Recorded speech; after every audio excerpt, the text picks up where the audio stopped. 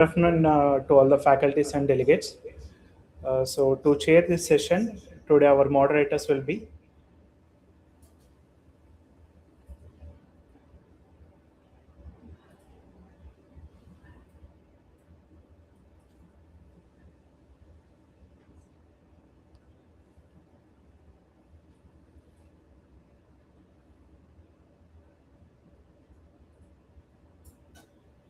uh, Dr. Sandhi. He is a director and head of Department of Minimally Invasive Surgery and Surgical Gastroenterology and HPB and Bariatric Surgery. Currently working in Ashoka Medical Hospital, Nasik. He is a GEM alumni. Uh, uh, and Dr. Balamurgan. He is a bariatric and metabolic surgeon and HOD of the Department of Bariatric and Metabolic Surgery, PSG Hospitals, Coimbatore. And he's also a director and consultant at Anna Hospitals, Coimbatore. Uh, and Dr. Sanjeev Shetty, he is a consultant minimal access and bariatric surgeon at Bangalore Hospitals and Manipal Hospital, Jayanagar, Bangalore. He is an alumni of GEM. And Dr. Sudarshan, he is a consultant minimal access and bariatric surgeon at GEM Hospital, Erode. Thank you. Sir, you can take over, sir. Sanjeev, sir.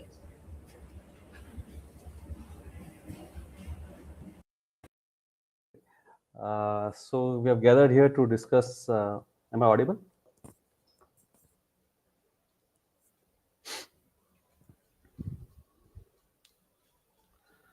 Hello.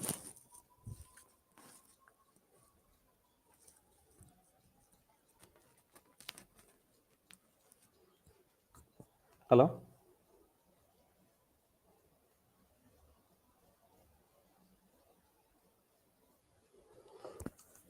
I hope I'm audible.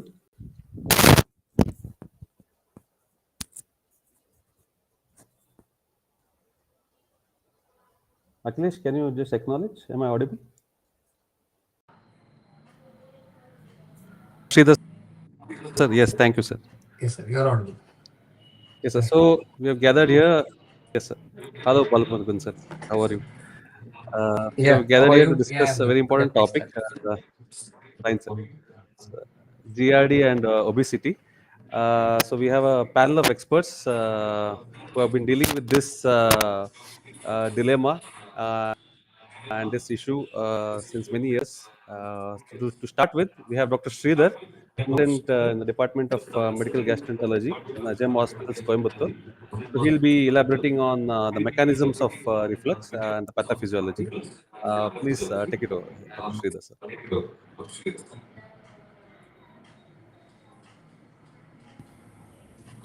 Thank you, Dr. Sanjeev. One second. Share my screen. Yes. Thank you to the moderator and the whole bariatric team of GEM Hospitals. Nice to see familiar faces after a long time. So this topic given to me is the pathophysiology of GERD. Before going to this is a common thing which we find in our GERD patients. We always say endoscopy is negative, everything is perfectly fine, but patient just keeps thinking in the mind, then why are these symptoms bothering me? Why am I worried? Why can't I bend? Why can't I not drink and eat everything what I like? Doesn't this doctor even understand what I'm going through? So this is a very common thing because the non-erosive GRD is something more common than the erosive GRD which we see. And this patient who's lying down looks thin, but we'll focus more on the obese patient in this topic. So conceptually, it's just the incompetence of the anti-reflex barrier at the esophagogastric junction. The more severe the incompetence, the worse is the disease. The the major consensus which has come about in the scientific literature through the Montreal consensus, the Rome Foundation, the Lyon consensus, the perspective seems to be evolving from a clinical perspective to a pathophysiological perspective. In the sense, what is very blindly mentioned as reflux needs to be focused on its pathophysiological attributes to focus on what is exactly happening in these patients, be it obese or non obese. So the Montreal definition and the classification had a clear consensus way back in 2006, where it was globally accepted to have a clear regulatory marker where patient had almost more than 2 episodes of reflux in a week and adversely affects their overall well-being. And this is a condition which develops because of the reflux of the stomach contents to cause these symptoms, right? It looks very simple and bland, but this would cover half of our OPDs with these kind of words and symptoms. But when you see the Western world has only 10 to 20 percentage of incidence and less than 5 in India, this doesn't even fit into our practice. So that is when we need to have a clear, more and more clear understanding of the pathophysiology of the GRD when it comes to labeling a patient as GRD. Uh, Obesity is just a, how do you say? You cannot call it a pressure building inside the abdomen causing more reflux. There is something more to the obesity perspective to the reflux itself, which we'll focus on the later slides. But understanding GERD is very important and essential in this whole perspective, bariatric or non-bariatric. So a patient is usually undergoes these tests. Before jumping into the pathophysiological theory, why am I establishing this recent updated Leon consensus is GRD needs to be measured. If there is one take home point, if I want to say to the audience here is, as gastroenterologists, surgeons or physicians, please measure your GRD. A simple endoscopy with a grade B esophagitis itself is now a criteria for a proven GERD. So no more Barrett's, no more large hiatus. You need not require all these, you know, large defects and quite advanced diseases in the reflex spectrum to get into the diagnosis, right? So a proven GRD undergoes an endoscopy, has a grade B esophagitis. According to the latest Leon consensus as of 2024, you can label him as a proven GRD and you can start your further workup. And do not stop with that. Most of the patients with GRD can have a coexistent dysmotility alongside, which may be partially due to the acid reflux itself causing an ineffective esophageal motility. But if the pain predominates, we might be surprised to see at least 8 to 10 percentage of patients having a coexistent dysmotility in both the obese and the non-obese population. And in the in the obese population, it just gets higher because there are many instances where many dysmotility syndromes has been diagnosed in these patients too. So let's not get biased towards not measuring them properly. A pH impedance study is very crucial in a GRD evaluation. And the acid exposure time on a 24-hour study, sometimes the latest Leon consensus, which is mentioned here, actually even advocates a 2 or 3 day observation instead of the traditional 24-hour studies to measure the acid exposures using wireless probes. Most of us use wireless probes to check for the acid exposure time. So when it's there for about 6% on 24 hours, or it is on more than 2 hour day study also, it shows the amount of reflux which is severe. These measurements play a huge role in the overall symptom of these patients. And we cannot go with just the symptomatic approach and the subjective approach to managing GRD anymore. So the borderline cases where we have a grade A esophagitis, where there is less than 6% acid exposures, where there is a borderline total reflex episodes of less than, less than 80, like in between 40 to 80. That is when you need to follow up these patients, right? So there are many things which have been taken away from these Leon consensus, which was the first consensus and the 2.0, which is mentioned here. So there are many things which is evolving, and it shows a clear demarcation of how we are evolving into the pathophysiological consensus when it comes to the GRD approach. So a basic understanding of pathophysiology is warranted. So that is how, let's take this discussion forward. We spoke too many mumbo jumbo things. Let's focus on each of these things as and when we discuss the pathophysiology, and correlate these things to where this whole picture comes into a proven GRD patient. So, a physiological GRD versus a pathological GRD, reflex happens to all of us. Most of us have reflux, which is about 40 to 50 episodes, or even up to 60 episodes per day. These are short lived and these are asymptomatic. There is usual, like a belch or a burp, like after a meal, which is all normal, which is all physiological. But when pathophysiologically, whenever we think of GRD, we think more of the symptoms, we think more of the mucosal injury, and we think more of the nocturnal symptoms. This is where we stay. And we think this whole symptom complex is just one incompetent valve which can be fixed with surgery, given with PPI, and the chapter is gone. No, absolutely no. We need to dig beyond it, especially with conditions like obesity, where you have so much inflammatory cytokines and reduction of adiponectins, which is protective. You're looking at literally like how we call a leaky gut in inflammatory bowel diseases and even irritable bowel syndromes. We have even the epithelial resistance to these spaces, intracellular spaces, which are weakened in conditions like obesity, which literally causes dense accumulation of pro-inflammatory cytokines in these levels, which itself lowers the whole mucosal impedance and easily attracts inflammations and erosions.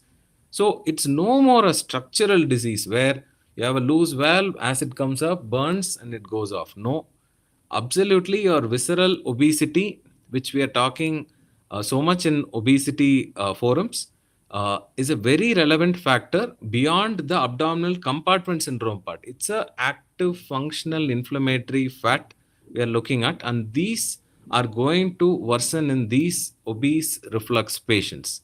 So it is beyond what we call as a simple mechanical theory. So the gastric factors in an obese patient compared to a non-obese patient is definitely worse.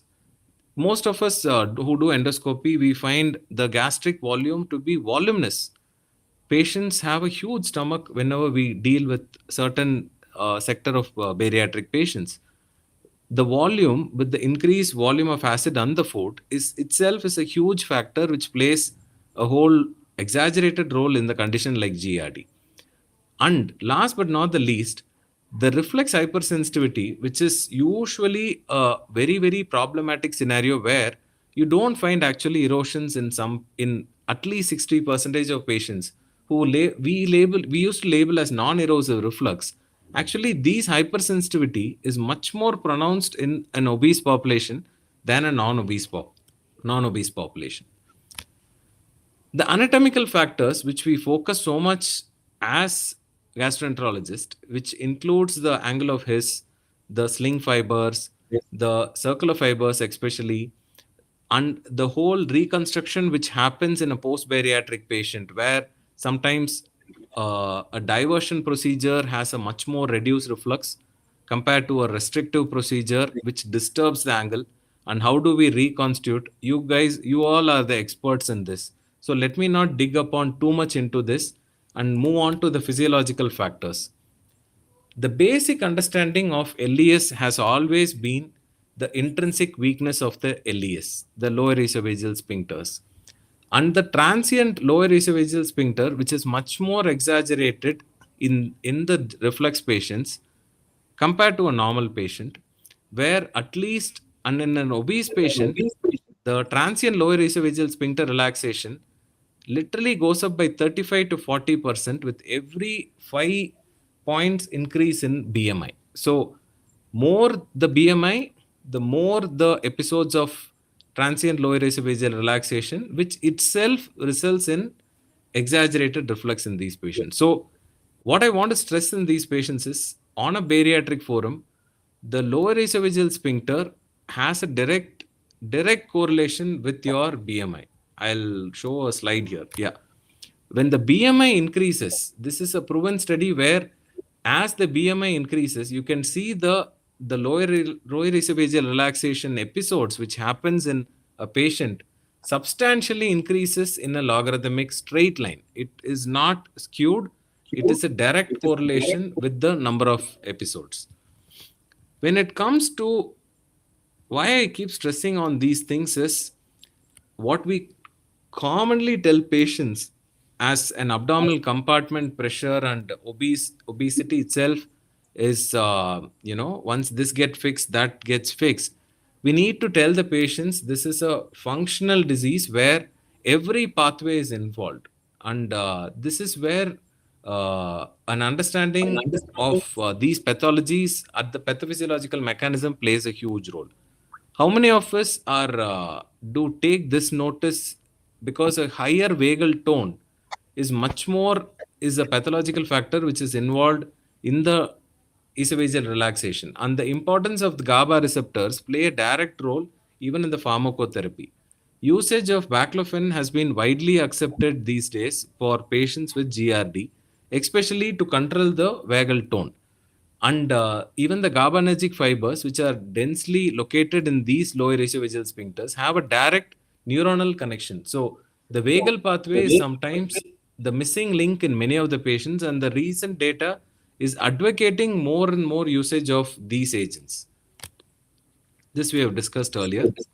The gastric factors, which we commonly think as only acid, sometimes in an obese or a non-obese patient, has to deal with also the biliopancreatic reflux, which comes from the distal part. And with the newer onset of GLP-1 analogs and all the therapies, the gastric factor seems to be playing a huge role in the gastroparesis, in the instance of pain abdomen, and much more. So this has to be correlated whenever we try for medical therapy or even the surgical management. And giving a blind PPI sometimes without addressing a gastroparesis in some patients, like a diabetic patient or a hypothyroid patient, without a proper evaluation, will still doesn't play a huge role. So there are so many patients who have been mislabeled as GRD, who also have diabetic gastroparesis. They continue to worsen, and the postprandial bloating and the reflux still persist despite your fundoplication or the uh, radio reduction surgeries. So where does that come into play? We have not evaluated the gastroparesis properly before going in towards a reflux procedure, obese or non-obese. So we always play a huge role to the esophageal clearance mechanism, which helps because of gravity, and sleep seems to be a biggest factor, and because most of the GRD patients complained of nocturnal symptoms, right, where they have, even just half an hour before, a young IT colleague had a severe reflux, especially at night, where he wakes up breathless. Sometimes he says there's something in the heart, and every alternate month he goes and gets a ECG done to make sure his heart is fine. But actually, he needs to check his GRD and his esophageal status. So that needs to be played a huge role. And you need to counsel your patients about smoking, which itself causes a direct impairment of the clearance factor, both mechanically and as well as in reduction of the salivation per se. So the esophageal clearance mechanisms is very important in understanding the GRD concepts. Epithelial resistance, we cannot think the stratified mucosa, the squamous mucosa of the esophagus as a single layer. The spinosal layer, the granulosal layer, and the basal layer are very different in its structure. And the topmost mucosal layer itself is a lubricant, and it's quite protective against the luminal factors. But the unstirred water layer, which lies under the mucus layer, which is rich in bicarbonate, itself provides an adequate epithelial resistance. But these are quite vascular, and like how we discussed earlier, the inflammasomes enter even into the submucosal space, which triggers the leaky integrity between the cells and itself causes more erosions, and they are prone for easy inflammation. This itself is the biggest reason why the pathophysiology of obese GRD is moving faster towards a Barrett's esophagus. There is 35-fold higher risk of Barrett's esophagus and hence towards an esophageal adenocarcinoma in obese patients who have BMI have been more than 35. So this is a very alarming factor which has to be counseled to your patients. So, whatever we have discussed all here has been put into a single slide where there are supragastric symptoms, there are gastric symptoms, there are, factors, there are esophageal factors, there are all these factors. So, whichever we try to think when it comes to GRD, it just gets exaggerated when it comes to the obesity issue. Let me go into this slide before going into any more theory. We'll cover this. Yes. So, when it comes to obesity and GRD, our focus should be not just on the increased abdominal pressure and reduce lower esophageal tone and the transient lower esophageal relaxation. We need to take into account of the motility disorders. Kindly do an esophageal manometry. Rule out dysmotility in these patients. Almost 20 to 30% of patients have motility issues, and an impaired esophageal motility or a dysmotility cannot be blamed only on this. Even eosinophilic esophagitis is quite higher these days. So always discuss the motility issue of the esophagus. Also the stomach. If you are dealing with a diabetic obese patient, please take into account the gastroparetic factors and please ensure your gastric emptying time is on progress. And hiatal hernia, which is very common in most of the almost 50% of the morbid obese patients, and it just worsens with the rising obesity. We need to always think about the adipokine dysfunction with a reduced adiponectin and increased leptin in these patients, which itself is the highest risk of Barrett's esophagus with an odds ratio of 3.3. The gastric dysfunction with impaired motility, impaired gastric emptying time, and the capacitance can itself trigger further GERD in these patients. We need to always discuss these patients, especially in a country where visceral obesity and the lean obesity is higher, and which are which needs to be highlighted to these patients. That itself is a stronger predictor of complications than the peripheral obesity. So whenever we do a CT, whenever we do any abdominal imaging, if the central obesity predominates despite the lower BMI, we need to advocate our therapeutic strategies to the patient very clearly. The diagnostic tests are all revolved around the same Leon consensus. Always go for a proper pathway where you have an endoscopic grading, find it whether it's erosive or non-erosive, label according to the Los Angeles classification, and the esophagitis has to be measured. Measure the hiatus properly. If you have a Barrett's, please screen the Barrett's with the newer diagnostic modalities of blue light imaging. Always choose for the ambulatory esophageal pH studies, which is very, very essential and crucial. And always please play a role of gastric emptying time in these patients, especially on diabetic patients. So I have 50 slides, but I don't think we have too much time. So I'll go back to the most important slide. So if anybody wants to summarize, please always go for the Leon consensus of 2024, freely available in the gut journal. So please start labeling GERD as a pathophysiological disease which can be measured, and let's not take it as a subjective disease where it's just a simple lifestyle disease which causes because of erratic food habits and just pure acid reflux. So thank you so much for patient listening. Thank you, sir. That was a masterclass on GRD, and I'm sure a lot of the doubts that people had regarding GRD and obesity was made clear with your talk. I don't see any questions. What about the other panelists, the moderators, Dr. Jayant and Dr. Balamurgan, sir? Do you have anything to add, or shall we move on to the next talk? Hi Sridhar, well presented. It's usually a very GRD by itself is a very dry topic, but you managed to actually get all the valid points. And I believe, see, as I was doing this presentation also, I believe a lot of work has gone into the client consensus with respect to GRD, and they have been very, very specific on obesity and GRD together, because I saw an extreme huge load of information online with that consensus. So I think it actually opened up, it clarified a lot of things for us as practicing surgeons and physicians in this. So yeah, of course you have spoken half my talk. So let's see. Well done, Thank you, Sridhar. Thank you, sir. It was a nice presentation. Thank you. Thank you, sir. Thank you so much.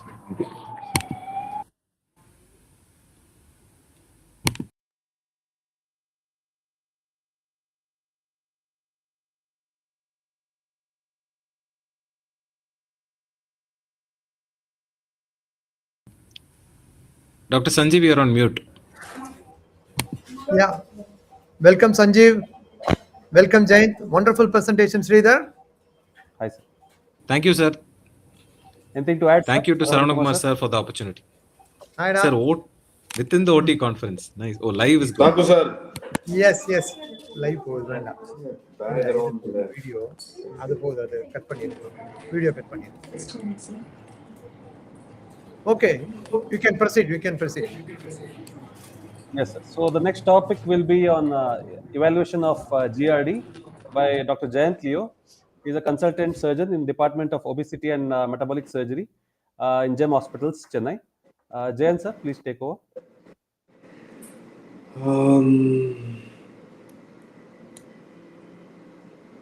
You guys can see my presentation, I suppose. Yes, sir. Okay. So, good day, everybody. So, I'm Dr. Jayant Leo. So, anyway, so as Dr. Sridhar had actually, what Sridhar had done was he had actually simplified a very, very, very, very complex disease process, if I may say. The pathophysiology of GRD we have read starting from our UG days, and the concepts and the practice has changed over the past decades and decades, and but still we are yet to get on top of it. And now we have to deal with newer villains. Like, for example, if you guys remember in our UG days, when we were taught about hernia, remember, go back to our surgical classes, when the risk factors, the etiology of hernia used to be chronic lifting of weights, coolie workers, chronic cough, chronic constipation, chronic bladder, BPH, all these things. But if you remember, they would have never, ever mentioned the word obesity, which is now one of the biggest reasons why we are seeing a lot more ventral hernias than what we used to. So just like that, now with obesity and GRD, there is a big relation. So let's go through. So what we have heard now was why, all the whys and hows of GRD and obesity together. Now let's go into a more practical approach. I'm not going to do too much theory. I'm not a big theory person myself. So what we are trying to establish in this talk for the next 10-15 minutes is that what am I going to diagnose, how am I going to diagnose, and what am I going to do with that diagnosis in terms of decision making for that particular patient. So when I'm talking about the patient, this is our most familiar patient profile that we get: middle-aged male, female, of a higher BMI, grade 2 or morbid obese, 40 plus BMI patient who is daily on PPIs or what do you say, on and off on PPIs for a very prolonged period of time, still having a lot of atypical GRD symptoms, especially nocturnal reflux. It may not necessarily be heartburn. Usually, reflux is categorized as heartburn. They may not be having the heartburn, nocturnal reflux, and multiple endoscopies would have been done, which is showing hiatal hernia with or without, most likely without esophagitis, and we do not know what to actually tell him. So his or hers complaint as such will be, sir, I'm going doctor after doctor, they're giving me medications, but I'm still having this problem. And every time I've done the endoscopy, everybody says it's normal. So what do we have? What do we as gastroenterologists, physicians, surgeons, and bariatric physicians and surgeons have to offer this patient? So what we are dealing with is one of the most commonest problem as gastroenterologists that we see. Gas, patients comes and says gas, reflux. So GRD is a common problem, but with the increase in incidence of obesity, now we have a new villain in the block, just like what the example I gave about hernia. So why is this obesity creating a problem? So evidence is there. There is a lot of evidence saying that increase in BMI, there is increase in GRD risk. With increase in obesity, there is increase in hiatal hernia risk. PPI failure is there in obesity because PPI will reduce acid, but it is not going to reduce the volume that is refluxing. Again, the outcomes of fundoplication in an obese individual, there again the results are not great. So there is evidence to say that routine approach will fail. The one highlighted in black here is what Sridhar has already spoken about. I don't want to go through it. So we have an established connection between obesity and GRD, where in the presence of obesity there is the patient is at a higher risk of having GRD. So when it comes to the treatment, so when we are sitting with this patient, when we are trying to actually treat this patient, what are we actually trying to treat? What are we treating the patient as such? Are we treating his symptoms, or are we treating the disease? So we need we might the always the thought process is reflux, heartburn, acid, gas. So are we treating it as an acid disease where we are medically biased? Are we just treating it? No, you have hiatus hernia, you have obesity, so it is a mechanical disease. So we are going to do a fundoplication, or are we surgically biased? Or the majority of us in this screen now, we are all obesity surgeons. Excuse me, just hold on a second. I'm so sorry.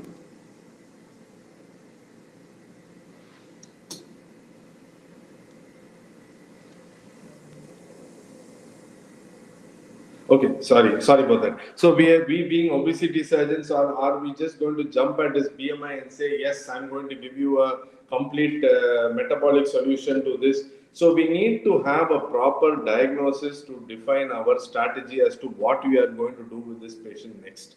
So when it comes to this part, so why is GRD in obesity is different?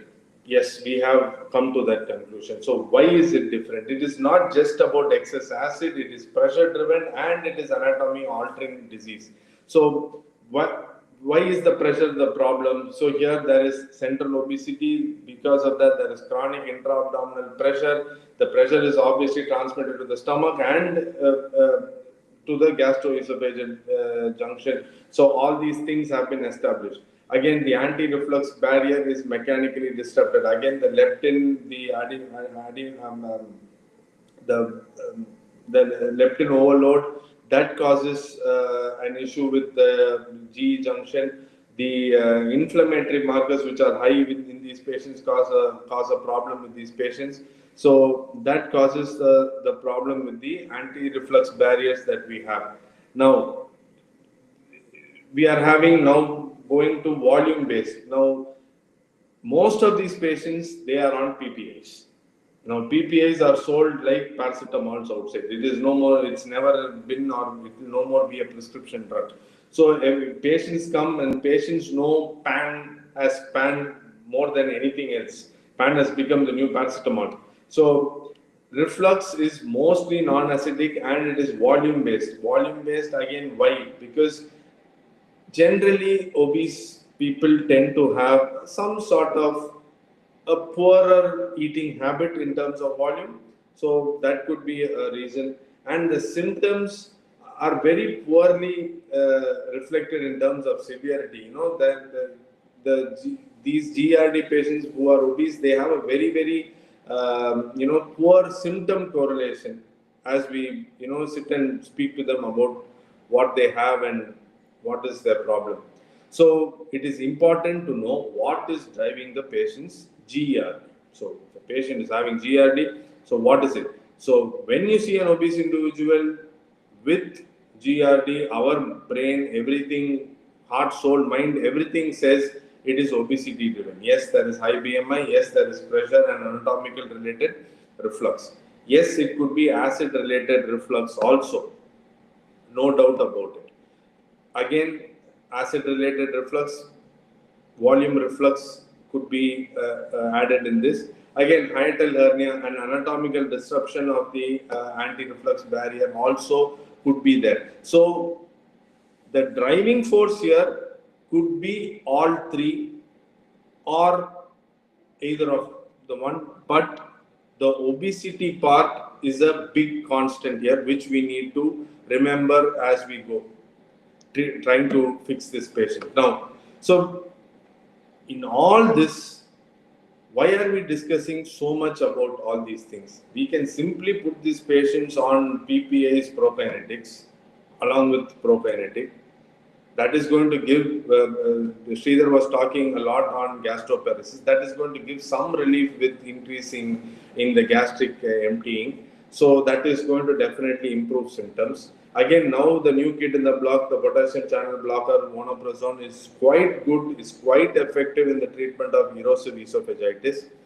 But all this is just fixing a leaky pipe with a band-aid. So all this is going to give temporary symptomatic relief. Yes, it is going to, it's good for short-term intermediate therapy, but this is not going to cure them of their problem. There is no cure with our routine medications that we have.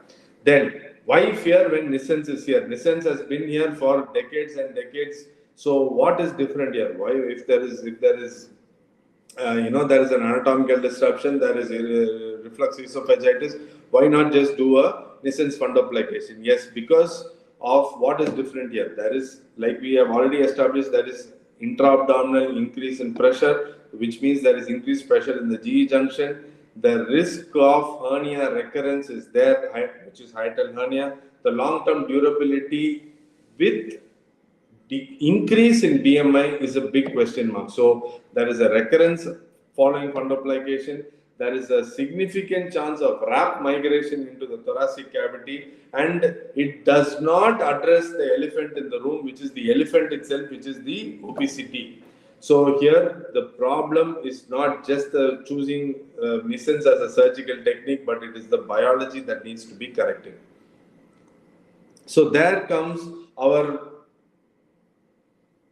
this main thing that we use to make decisions. Now, with respect to clinical assessment, symptoms give us a big idea and a big clue as to how we are going to move forward with these patients. Now, some of these patients could have typical symptoms of heartburn. Some patients will have atypical symptoms like nocturnal reflux or volume reflux. And also, we need to figure out these patients' eating habits. We generally, of course, in bariatric, diet history is taken normally, but for those who don't practice bariatric surgery, it is very important to understand their eating pattern, eating habits, whether they have eating disorders, the number of times they eat out, the kind of food they eat. All these things is important to assess how compliant they will be with the treatment, and what is causing is eating the main problem here. But remember, there is poor symptom and severity correlation. So that is where our objective assessment is important, where endoscopy, pH monitoring, and manometry comes in the objective assessment part. Now, just to elaborate on what this objective testing means in the real world. See, we can talk about impedance pH, we can talk about manometry, but let us be a little more practical where yes, we are all gastroenterologists and we possibly could be having access to these gadgets, if I may say. This one, Sridhar was talking about the wireless impedance pH that they have. And yes, we expect GEM Coimbatore to be equipped with all that. But in a private setup, in a private practice, what is going to be of help in the real world practice is endoscopy and symptom assessment. Now, in a patient with typical GERD symptoms, with a clear endoscopic evidence of esophagitis, that is enough to make an objective diagnosis of GERD, and this was published in the Lyon consensus. Yes, so that is what I was going on about that with Sridhar. Now, where do we go beyond endoscopy? Where do we go beyond symptoms is when the endoscopy is normal or equivocal, or the symptoms is not correlating with endoscopy. If there is, atypical symptoms, if there is any upper GI foregut surgeries done, or in post-bariatric patients who complain of reflux episodes, there is when the impedance pH and the manometry comes into play. So symptoms which are correlated poorly are objectively picked up by these tests. That's what I'm trying to say. So why not just pH alone? So all this time we were only talking about 24-hour pH, but in this scenario, when you're talking about the obese scenario, there will be, like we already told, these patients might be on prolonged PPAs. Now, in prolonged PPAs, they are not going to have any acid reflux. So the normal pH study will not pick it up. So even a non-acid reflux is picked up, volume is picked up, and it helps us to correlate the symptoms with the with the reflux that they are having. Now, so that's where impedance pH has a role over plain pH alone. Now, do we do manometry in the assessment regularly? Short answer is no. Now, manometry is generally done in the, it's not really used to diagnose GERD or hiatus hernia, but it serves and definitely has its role as an adjuvant when there is a confusion, when we are anticipating or even thinking about any esophageal motility disorders. Yes, it can do that. It is help us identify the esophagogastric junction morphology and the LES pressures, which is all adjuvant but does not form the mainstream. So how do we move from this, having seen all this through, how do we move to make a decision for our patients? Now, the common pitfalls that is already there is, obviously we have heard this, I've spoken about this before, treating symptoms alone. Patient has come with GERD, symptoms, heartburn, reflux, etc., etc. I'm feeling bloated, gassy, etc., etc. You put them on PPAs with prokinetics, patients get better and comes back to you after 3 months with the same symptoms. So symptom treatment alone does not work. Ignoring BMI does not work. Fundoplication, I would say, I dare to say that it could be a relative contraindication in patients with high BMIs. And just closing the eyes and saying you need weight reduction and blindly doing a sleeve gastrectomy again is a pitfall in my opinion. So it is never about failure in technique, but it is in the failure in the decision making that we have to be very, very clear about.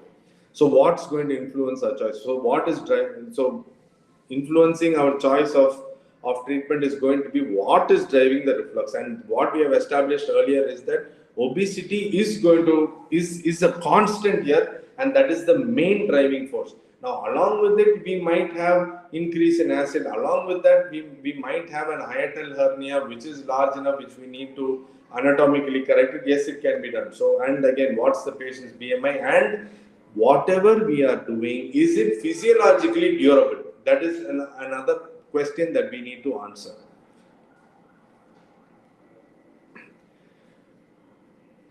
Now, obviously, this is the main role of managing a patient who's obese and having GRD. Now, obesity, we have established, again, I'm just going through it again.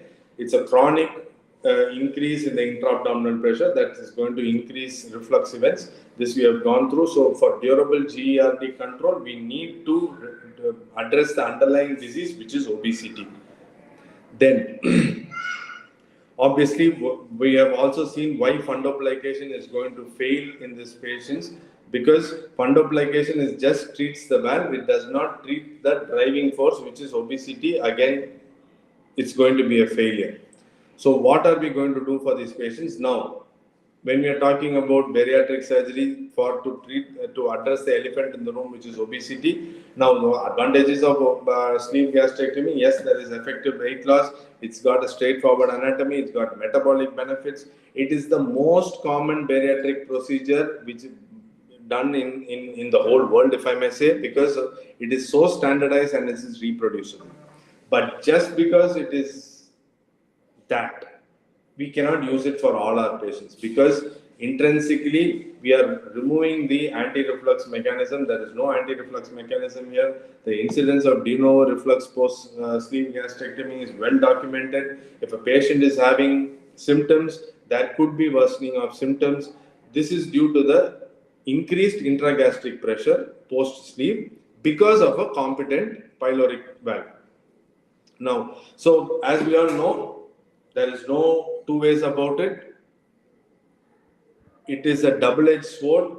Earlier, when we didn't really think too much about all these things, when we didn't have too much data, it was just like it's a hit or a miss. So a patient with GRD could get better post sleep because of the weight loss as such. Also, a patient who never had GRD pre-sleep could have a de novo GRD post-sleep. So there has been multiple randomized trials and systematic reviews have shown that sleeve gastrectomy is a reflexogenic procedure. There are no two ways about it. So for who are we going to reserve these sleeve procedures? So if a patient is having no symptoms and the endoscopy is normal, we can go ahead and do a sleeve, no problem. But in the place where there is, what do we do for a younger patient who's got mild to moderate symptoms and normal endoscopy, or on endoscopy has very minimal esophagitis, no hiatal hernia, good esophageal motility? For these patients, when there is mild evidence of GRD on either symptomatically or on endoscopy, these patients can be sleeve can be done along with the ligamentum teres cardiopexy. So what this ligamentum teres cardiopexy does is, the ligamentum teres is a ligament that runs in the free edge of the falciform ligament. Once we dissect that and it's wrapped around the esophagogastric junction, it augments the angle of his, where we always we leave a small portion of the fundus behind as a part of the surgical technique itself. So it augments the angle of his, it reinforces the gastroesophageal junction, and it maintains the tug on the GE junction, where it maintains the intra-abdominal portion of the lower end of esophagus. So because of all these things, we are able to give the sleeve that did not have an anti-reflux mechanism. This ligamentum teres cardiopexy adds on that anti-reflux mechanism to a sleeve. So it works.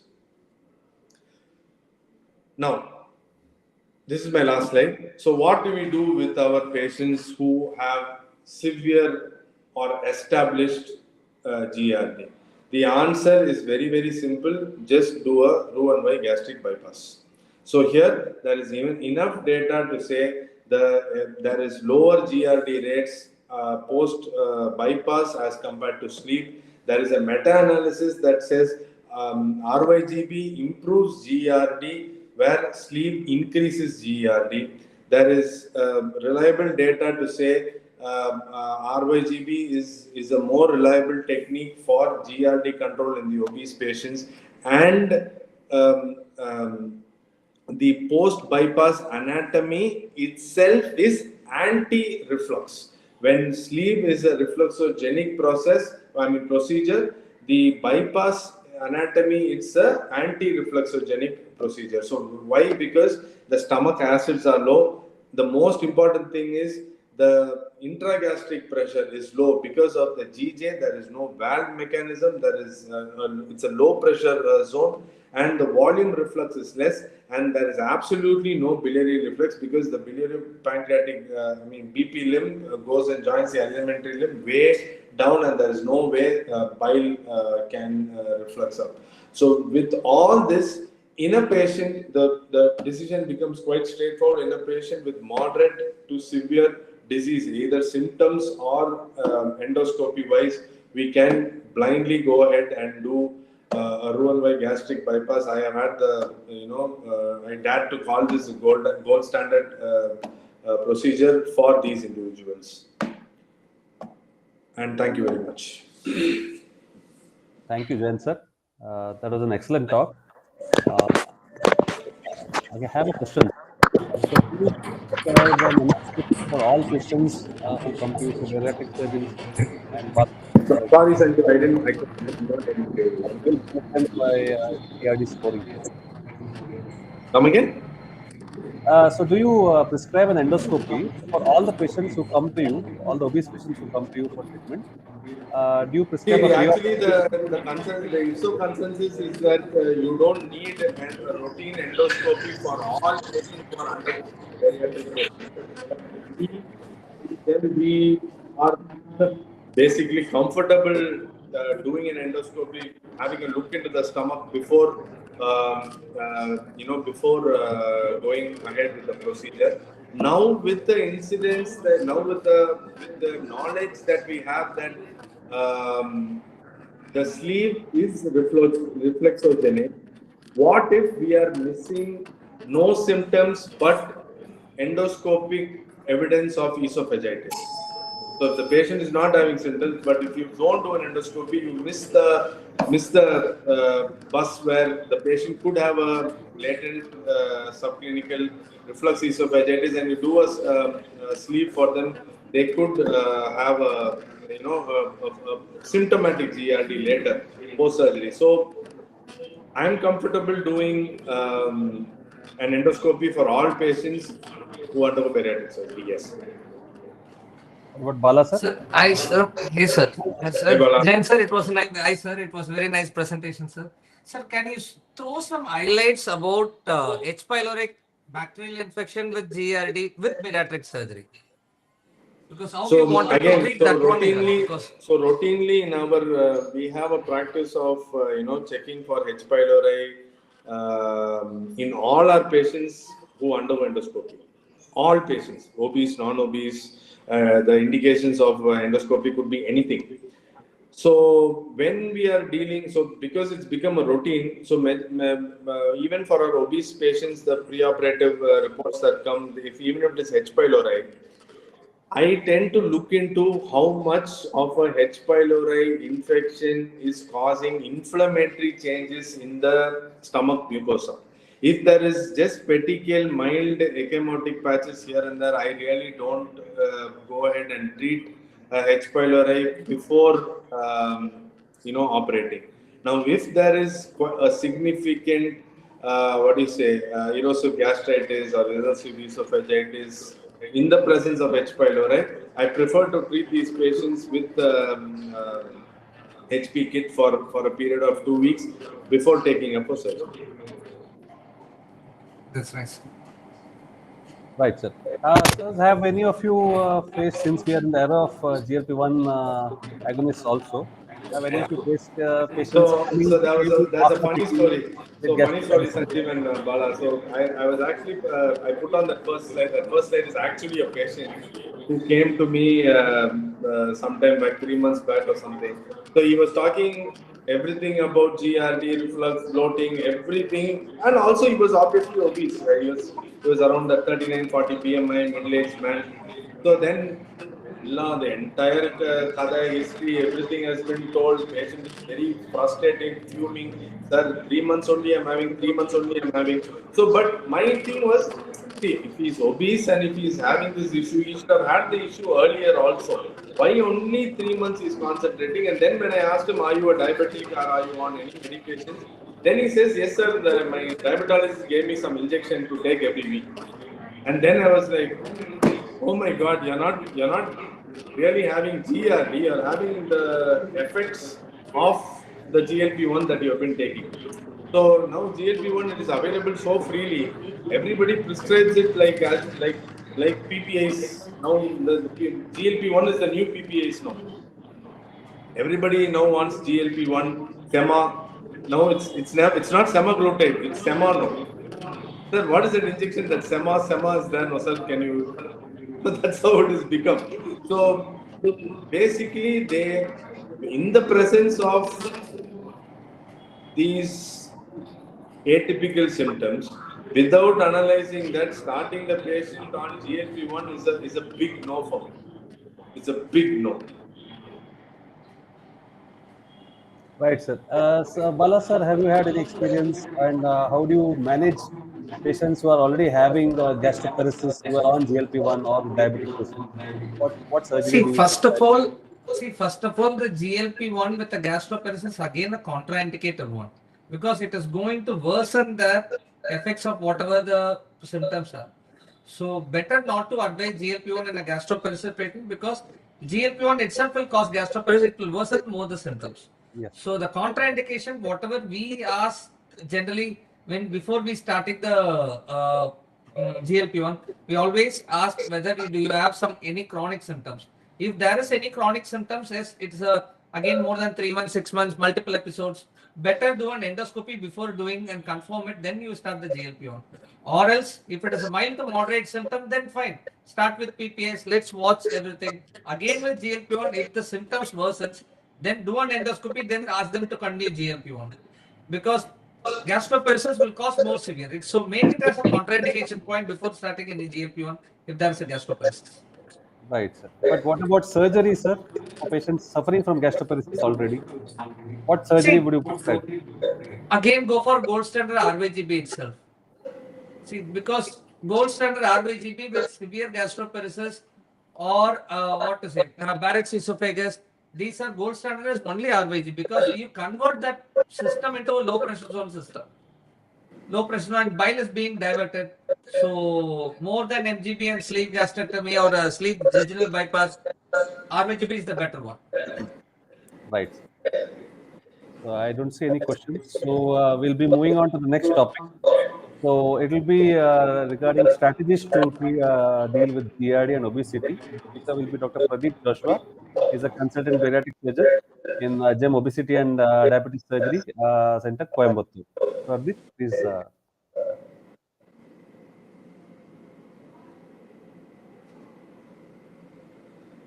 You're not audible, Pradeep. Unmute yourself. Now, am I audible, sir? Yes, yes. Now you're audible. Yeah, are you able to see my screen? Yes, yes, Pradeep. Yeah, sir. So, as of now, what Sridhar sir and Dr. Jain sir has covered, they have almost covered the entire range of things, starting from the pathophysiology and this thing. I'll just go in little bit more details about what the literature says and what we have been doing. So, this, as already told, it is a condition which develops when reflux of stomach contents causes troublesome symptoms or complications. So, as sir is pointing out, obesity and GERD, there is definitely an increased incidence of hiatus hernia. There is an external gastric compression because of the adiposity, and there will be an increasing rate of esophageal motility disorders with obesity. that definitely a role of ghrelin, it also plays a role, as it is been associated with Barrett's, and also increase in leptin and decrease adiponectin also seems to be associated with it. So as discussed earlier, fundoplication, that even though there is no clear consensus, but if it is chosen as a procedure for a GERD, definitely we have to advise for a significant weight loss with diet, behavioral modification, with medications before fundoplication if we are planning it. So can we do a sleeve gastrectomy? It can be done, yes. What are the positive factors? If we say there will be a reduction in weight, there is a reduction in visceral adiposity, there is increased gastric emptying as in post sleeve gastrectomy, but and also there is a removal of majority of the parietal cells. But there is definitely an alternation in the angle of His. There will be a lower esophageal sphincter dysfunction because there is reduced because of the pressure changes, and there will be reduced gastric compliance, chances of hiatus hernia and proximal migration, and also a chance of Barrett's. So I'll just be mainly pointing out many literatures what they have been telling over the years. So does sleeve gastrectomy expose the distal esophagus to severe reflux? Yes. In this, there were a total of 46 studies, about 10,000 patients. They have done a meta-analysis, and they have found out that there is post-op GRDs increases in post-sleeve, even with there is possibility of 23% of de novo reflexes also seen. So the prevalence of esophagitis was 28% and Barrett's esophagus was 8%. And what with regards to Barrett's, there have been multiple studies, long-term studies that have been seen that compares the sleeve gastrectomy with GERD. They have shown that 8 to 47% of patients they developed GERD, and in that 1.2% had Barrett's. In another study, they have shown that there is a possibility of 15% Barrett's in long-term follow-up. So during evaluation, what they have done some high resolution impedance manometry after sleeve gastrectomy. They have shown that impedance reflex were also frequent. They are also associated with gastroesophageal reflex symptoms and esophageal dysmotility. This is our very own study. It's called Barry-Jerd. This is done in 2019, published in 2019. There we studied the physiological changes that is happening after sleeve gastrectomy and Roux-en-Y gastric bypass. This was done primarily in non-GERD patients. Impedance study was done. The preoperative and postoperative one manometry with GRDQ scores and quality of life scores have been compared before and after 6 months of the surgery. This showed a significantly higher Demister scores were noted post-sleeve gastrectomy rather than in Roux-en-Y gastric bypass. That showed that there is a possibility of sleeve developing GERD post-sleeve gastrectomy. So, do we really understand the pathophysiology of GERD after a sleeve gastrectomy? So, what is a perfect sleeve? They tell we have to use a large bougie. Then we have to prevent stenosis. The shape should be in the widest at the antrum and narrowest at the cardia. That is a trapezoid shape of the sleeve. This to prevent the narrowing of the mid portion of the sleeve, especially the angular knots, that we should have that stapler. We should prevent the twisting. This also prevents functional stenosis.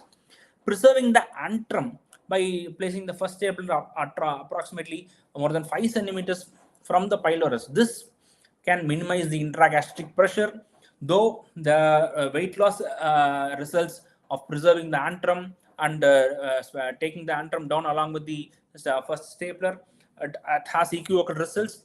They are suggesting that this can prevent GERD. Then placing the last staple line close but not too close, because the esophageal fibers, the sling fibers, should not be injured when doing the last stapler. And definitely we have to repair hiatus hernias when it's latched. So though all these factors are there, something extra we needed. That is an intra-abdominal length of the esophagus. That if that is preserved, if that is we can maintain that, then we can definitely avoid, at least to an extent, of a reflex. So combined with the hiatus hernia repair, definitely it has a better improvement. De novo GERD symptoms also have been lowered when people are doing concomitant hiatus hernia repair, both for anterior and posterior closure. There are a lot of options of endoscopic ablation for Barrett's management, stretta procedure where they'll be inflating with the balloon electrodes, and with the application of radio frequency, they can prevent the reflex. Surgical management, there are lots and lots of options, starting from links and anterior fundoplication with cruroplasty, that crural repair with modified Belsey Mark IV repair, and last but not least, what Jain sir was started to talk about is ligamentum teres cardiopexy along with hiatus hernia repair. This is what we are going to see from the live demonstration after this lecture. So what does this ligamentum teres cardiopexy mean? This is just taking the ligamentum teres from the umbilicus and wrapping it around after achieving a certain length of intra-abdominal esophagus. So this prevents from the migration of proximal portion of the sleeve into the thoracic cavity, and also maintains that intrathoracic esophagus. Along with that, if we can do a concomitant hiatal hernia, if it is identified hiatal hernia repair, that definitely helps in managing de novo GERD post-sleeve. So what do we do now? We do a routinely ligamentum teres cardiopexy along with sleeve gastrectomy. So there have been certain studies. This study was published in August 2025. They also have made it a routine of doing a sleeve ligamentum teres cardiopexy along with hiatal hernia repair, hiatoplasty, along with sleeve gastrectomy. At that time, during the sleeve gastrectomy, they have done, and post-operatively, this has resulted in significant improvement in GERD symptoms. The lower esophageal pressure values and esophagitis and hiatal hernia reduction, everything has been reduced by the end of 1 year. So adding LTC definitely improves the GERD symptom. This is what we have been doing, and our long-term study is yet to get published in this topic. So what do you do if you encounter a patient with post-sleeve gastrectomy? Patient is having a GERD. Definitely, yes, Roman gastric bypass is the gold standard. We have to go ahead. But is there any role for a ligamentum teres cardiopexy? What does the literature say, and what we have been doing here? So this I've been just collecting multiple literature about this topic, like ligamentum teres cardiopexy in a patient post-sleeve gastrectomy. Previously, a patient who undergone sleeve gastrectomy. This is an alternative treatment for a GERD. So in this study, they have done for about 15 patients. After 6 months, they noticed that about 86%, that is 13 patients, have achieved successful result. The successful result in this study, they have defined it as resolution of GERD, no need for any PPI use, and a manometry measurement of over 12 millimeter of mercury after the surgery. 2 patients, they have required continuation. So here they have concluded that LTC combined with the closure of gastric crust is a good alternative treatment for a GERD in patients post-sleeve gastrectomy. This is another case report that is published in 2019. They have done this in a patient who has had a gastric bypass that has been revised to a sleeve gastrectomy, and in that patient, due to GERD, they have done a ligamentum teres cardiopexy along with a hiatal hernia repair. In this patient also, after this post ligamentum teres cardiopexy with the closure of the gastric crust, the patient significantly improved. This is one of the recent studies in 2024. This is published. They have spoken about the safety and effectiveness of laparoscopic LTC post-sleeve gastrectomy in a single center. In this, they have done it for the cohort had about 29 patients. In that also, they have assessed preoperatively and postoperatively, and this definitely showed that there is LTC is a safe and effective alternative to surgery and for GERD symptoms post-sleeve gastrectomy. So in our experience, we have done this for more than 12 to 13 patients. That patients who have included, they had endoscopic evidence of GERD with lax LES, reflex esophagitis, feature such as Barrett's, and patients who refused for a RYGB. So we did ligamentum teres cardiopexy for these set of patients. Almost about 11 patients, we had a follow-up of completed 1 year follow-up. And in that follow-up results, 8 patients who had lax LES with grade B and 2 patients had lax LES grade C, and 1 has grade C with hiatus hernia.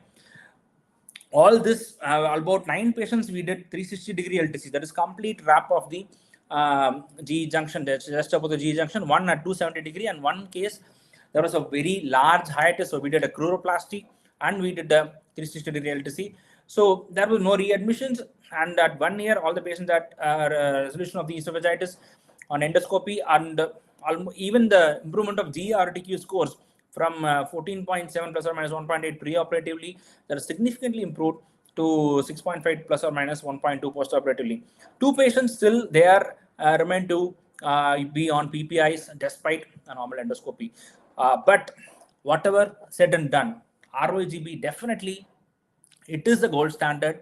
It has excellent improvement for a short or long term. Both signs and symptoms of improvement of has been noted because there is a biliary diversion, and definitely it is the procedure of choice. And there are many studies that has shown 80% remission. In this study, that has been 80% remission, and there is other studies that has shown post ROGB, even for Barrett's esophagus, there is 43 and 36% remission. So to conclude, definitely, evaluation is of prime importance. Laparoscopic sleeve gastrectomy, it has increases the chances of de novo GERD. Definitely, we have to go out for a pH and impedance study. Combining LTC with sleeve gastrectomy, it helps. It definitely helps in reducing de novo GERD. LTC, in cases of post sleeve GERD, it can be used as a valid tool. Thank you.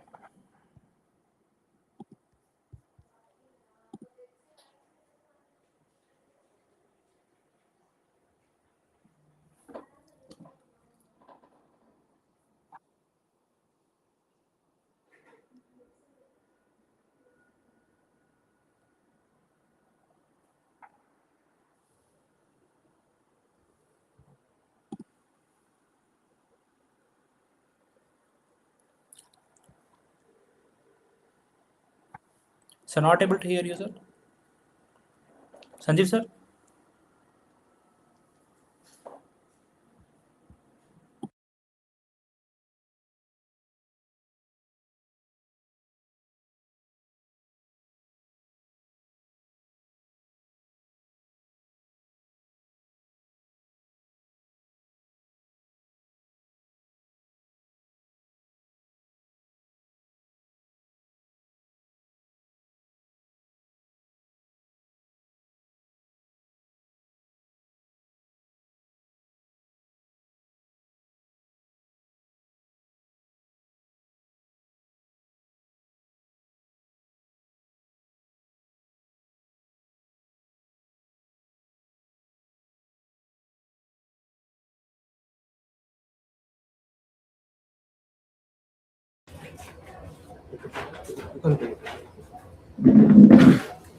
Good evening, everyone.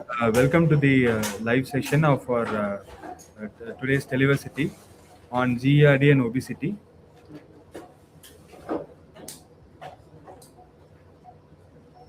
Talking about the case capsule, this is a 28 years old young male who's an IT employee.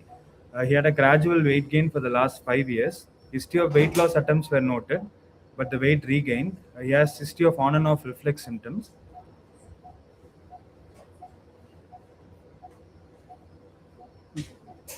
It's a known case of dyslipidemia on medications.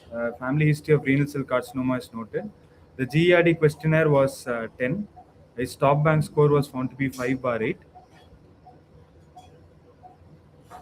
This is the body composition analysis of the patient. He's based on that, the analysis is 43, and he has a BMI of 46.8 with a weight of 146.5 kilograms. Ultrasound abdomen was done, which showed features of fatty liver. In endoscopy, there was a lax LES. Los Angeles grade A reflex esophagitis was noted. So the diagnosis of this patient is severe obesity, dyslipidemia, GERD, and OSA. The procedure which is being done now is laparoscopic sleeve gastrectomy with ligamentum teres cardiopexy. So we'll wait for the live surgery telecast. Dr. Saravana Kumar will be showcasing.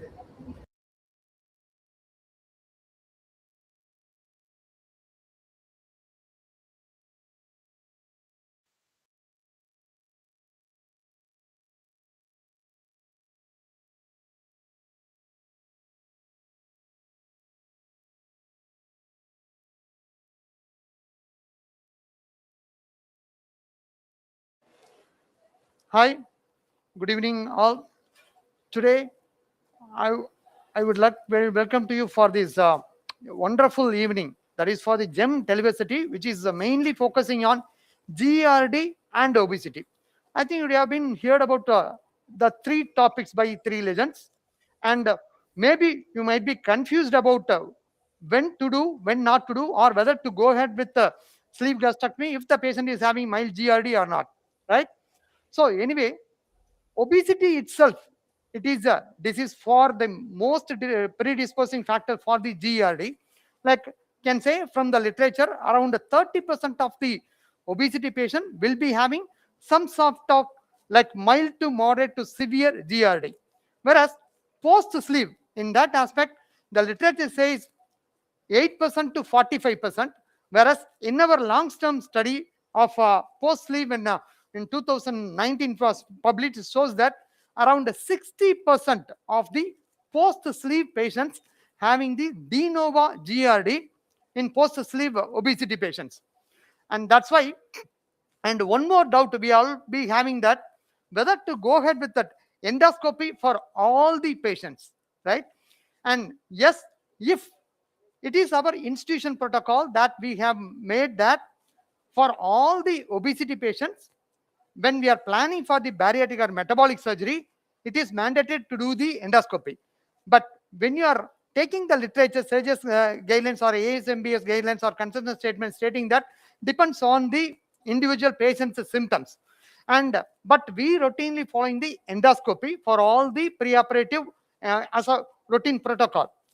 And one more thing, suppose if the patient is having GERD symptoms, but endoscopy is normal, then then it is mandatory to rule out with the 24 hours pH study. If it is established GERD, but is confined to grade A or grade B esophagitis, then whether to go ahead with that sleeve or RYGB. This is the debate now. And we can go ahead and suppose if the patient doesn't have any GRD, endoscopy is normal, and young chap, and if you are doing a sleeve gastrectomy, down the line over the years, maybe 3 years after 5 years, patient might develop de novo GRD in due course of time. That is what evident from the literatures.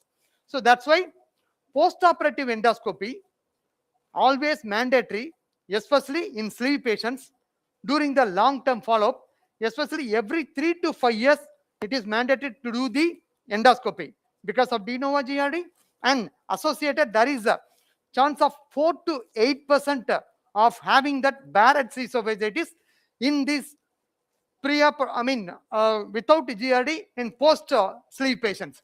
That's why post-operatively, definitely minimum after 3 to 5 years, you have to do a endoscopy. Here, in this patient, that's what Pradeep have been clearly explained to you. Nowadays, it is our routine practice that we are not doing only sleeve gastrectomy for all the patients. Anyway, we are going to publish our paper, and we are probably another 6 months, and because we are waiting for another 6 months of results for those patients, and because what we are doing for all the patients who are subjected for sleeve gastrectomy, we are always, if there is no contraindication, we are combining with the LTC, that is ligamentum teres cardiopexy. So that has to be, see, the thing is, anyway, endoscopically we have to rule out, and if needed 24 hours pH study. But if it is severe GRD or Barrett's esophagitis or grade 4 esophagitis, we have to exclude, don't do this one, and we have subject those patients for RYGB. Here, what I think Dr. Sanjeev, who did the thesis on this one, like we already published our one Barrigard trial in 2020. In that, it is we have subjected the patients for sleeve patients in one arm, RYGB in one arm, and preoperatively endoscopy, 24 pH study, manometry for both the group of patients, and postoperatively after 6 months, we concluded that the sleeve patients will be having highest reflux, and de novo reflex is increasing up to 60% in those patients. And even though there is increased acid, 24 hours PK study, D-Mister score is on the higher side in RYGB, but because of mainly less acid production in the RYGB comparing with the sleeve tube. Second thing, and in ROGB there is no bile reflux. That is where it is safe when there is established GRD. And followed by in 2024 and 25, Dr. Sanjeev, who did a trial on this one, where we have selected the patient, 30 patients of mild to moderate GRD in that even, and we have selected the patients with the OGD symptoms. OGD established findings of grade A or grade B esophagitis, whereas grade 4 esophagitis is excluded, Barrett's excluded, but 24 hours PH study where more than 14.7, that is D-Mister score positive in those patients, we have taken up for this study, and we have done a sleeve for all these patients. Along with we have done a LTC, ligamentum teres cardiopexy. In those patients, after 6 months, we have we did repeat endoscopy, manometry, and 24 hours PH study.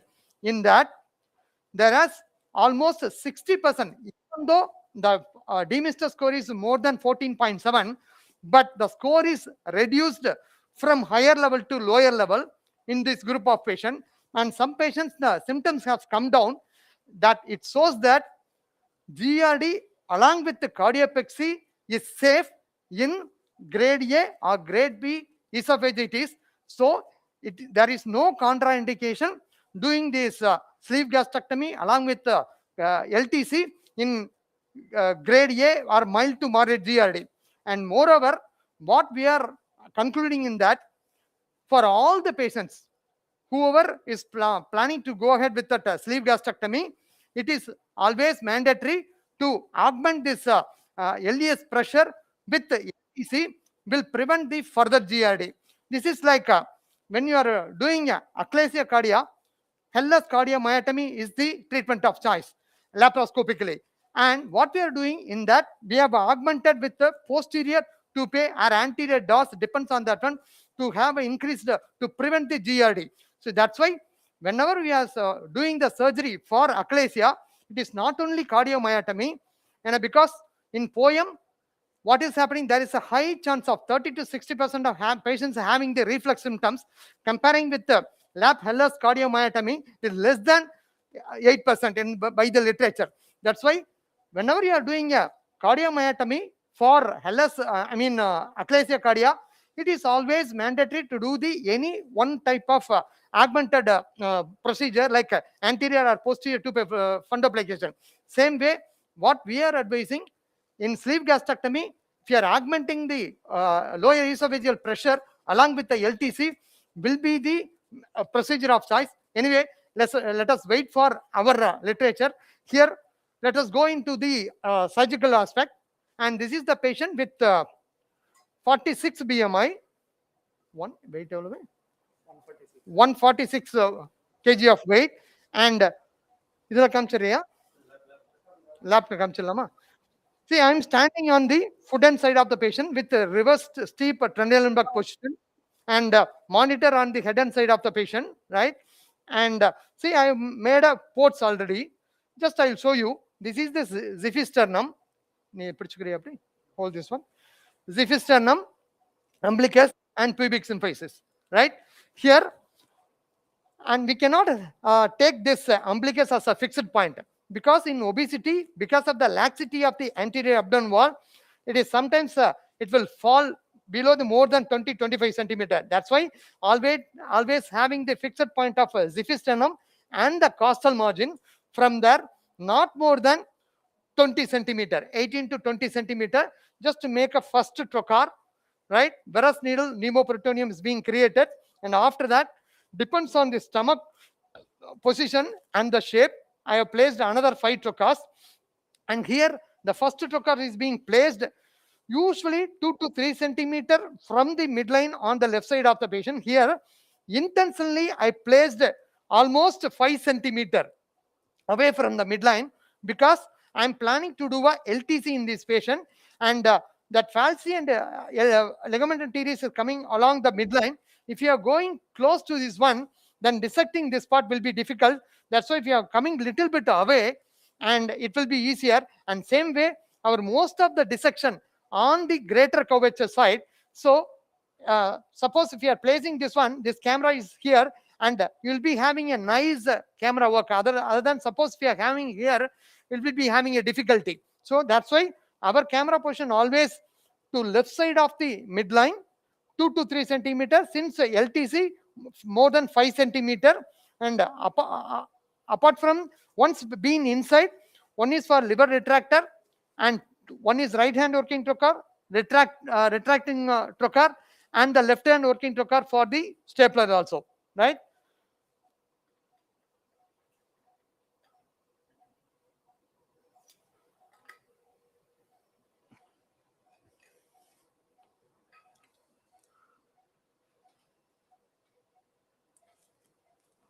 Retractor.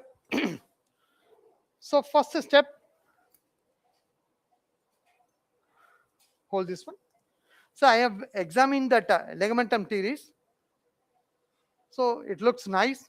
Make sure that the trochus shouldn't injure the ligamentum teres. Very nice. So we can, I am planning to proceed with. So once I have examined, then I plan to proceed with the LTC along with the sleeve gastrectomy. So sleeve gastrectomy, the first step, as usual, this is the incisura. Just opposite to the incisura in the greater curvature with the left hand, just give a traction like this way.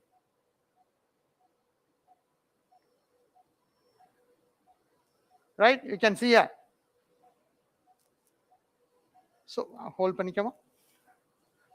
By giving a traction by the one more trocar, I am trying to enter into the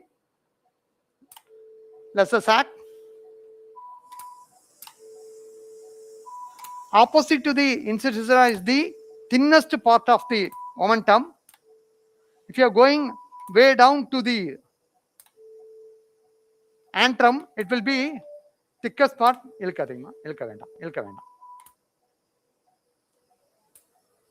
Now it's opened up. You can appreciate. Now what I'm going to do is stapler going not too close, not too far away from the greater curvature, not to injure the gastroepiploic vessels.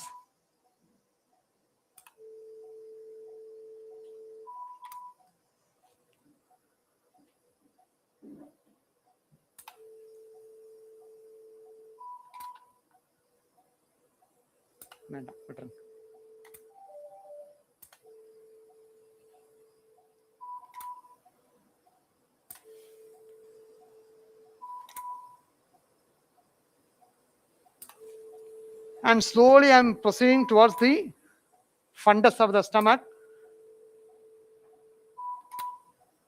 Make sure that it should be in the normal alignment and under vision. I am having only one hand retraction on my left hand, which is mostly sufficient, except for the near the fundus where we need to have one more retraction. So you can see here.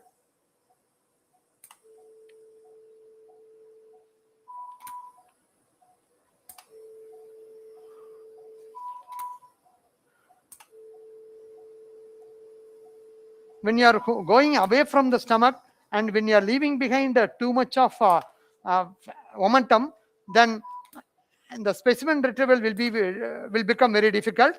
And when you are going into the stomach and the cirrhosis is injured, there is a chance of bleeding. That's why not too close, not too far away. And when you are going close to the short gastric, you have to be very careful, and you have to relax your left hand in the traction. With the traction, you shouldn't do the dissection.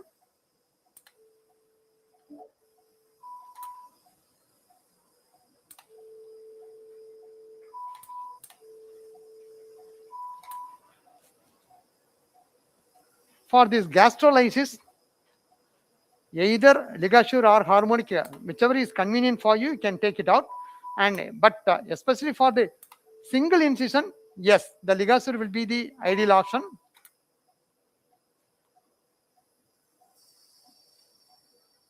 Yeah. Okay. So almost we are going close to that.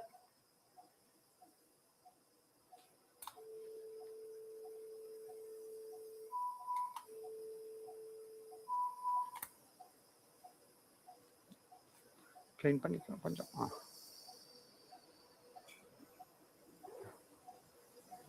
Clean பண்ணிடு. Clean.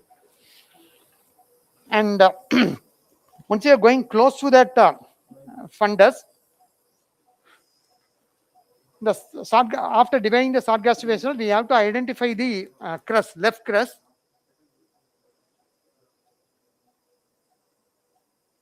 So I'm retracting my left hand in such a way that I'm flipping the stomach completely. And same way, the one more retracted by the stiffness being that stomach is being retracted. Push பண்ணுங்க. Now we can see a posterior gastropancreatic attachment. Before proceeding further, I am starting from down. From here, you can see a pancreas over there.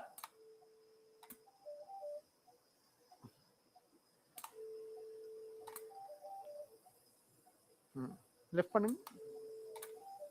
Yeah.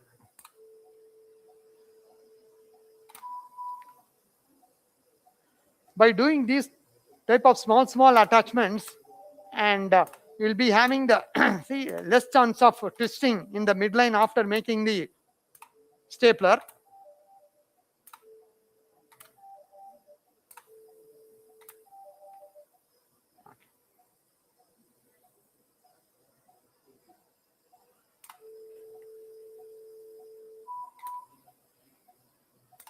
This is the posterior attachment close to the fundus, and we have reached.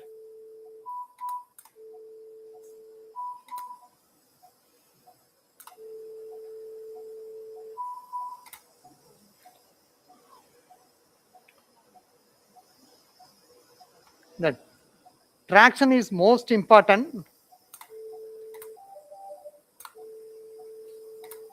Now we have reached the left crest and started mobilizing the peritoneum on the left side.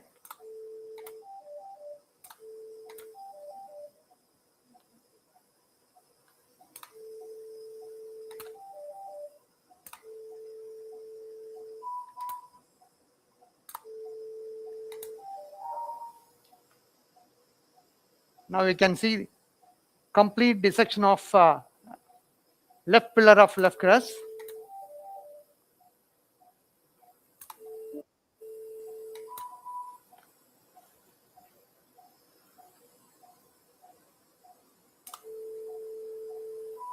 Okay, good. Check.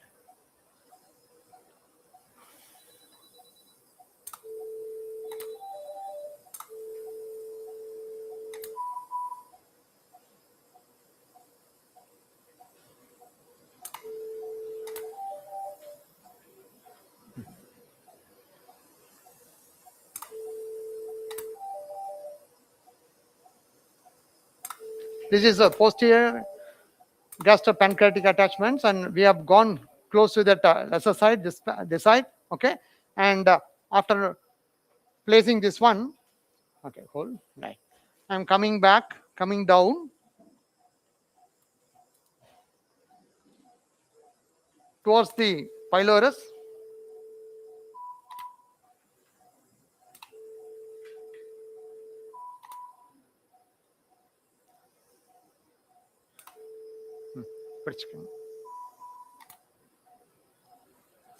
And we have to go up to 3 to 5 centimeter of pylorus.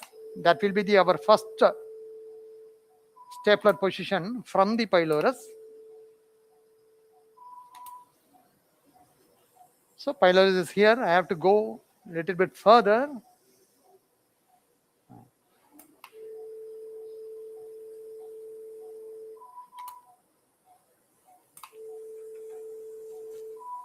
make sure that shouldn't injure the right gastroepiploic vessels over here. Left பண்ணுங்க. There are congenital adhesions posteriorly, and few of the patient we are encountering like this way, and we have to remove all the adhesions.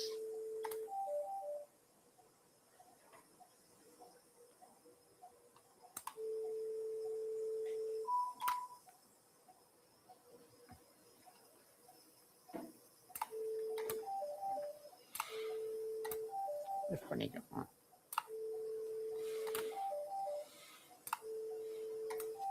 Okay.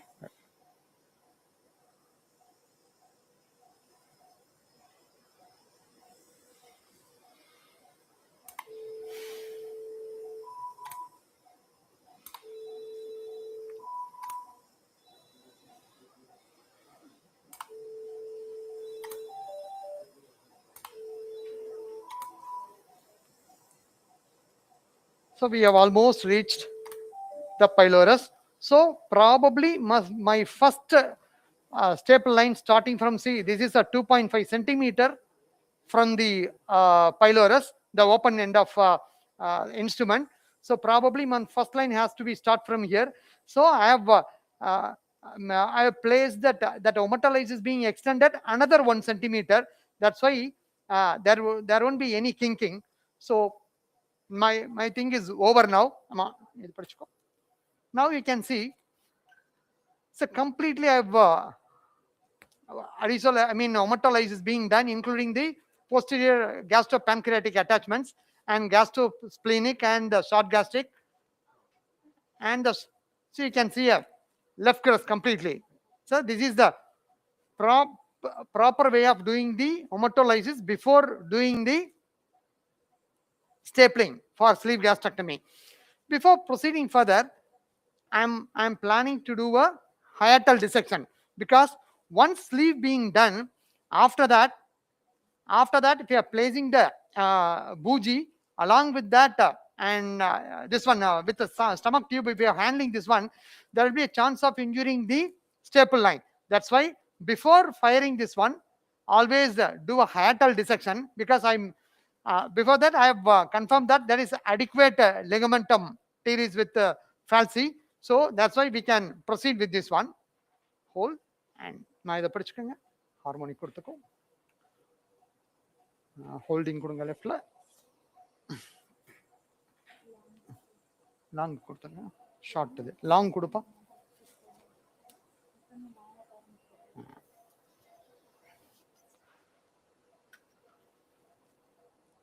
Now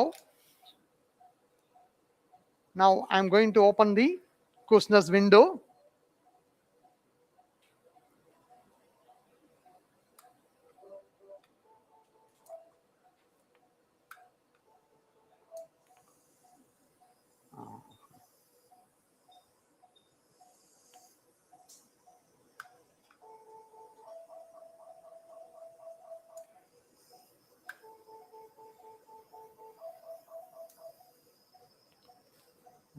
படிச்சுக்கோ.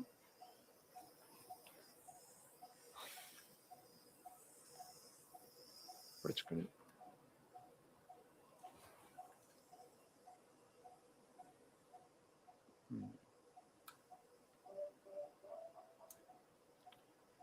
So this is the left gastric, and probably, oh my God,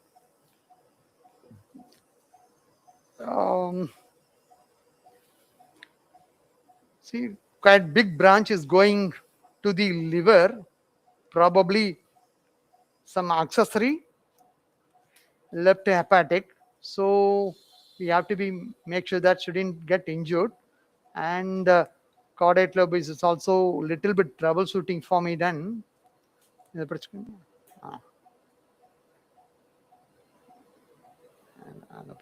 வராதுமா, படிச்சுக்கோங்க. இல்ல அது வேண்டாம். Just hold, careful. See, you can see there is a branch to the left lobe of the liver. And okay, whether we can proceed? Yes, I can. So let me start from here. Let me try to dissect. If I'm able to dissect completely,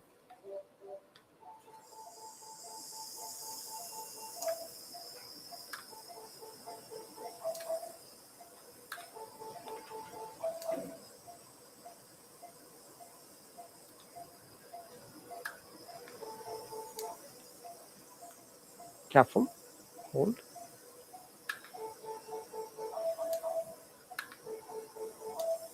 Careful, careful, careful, slowly. Okay, and because IVC is there, down. Okay.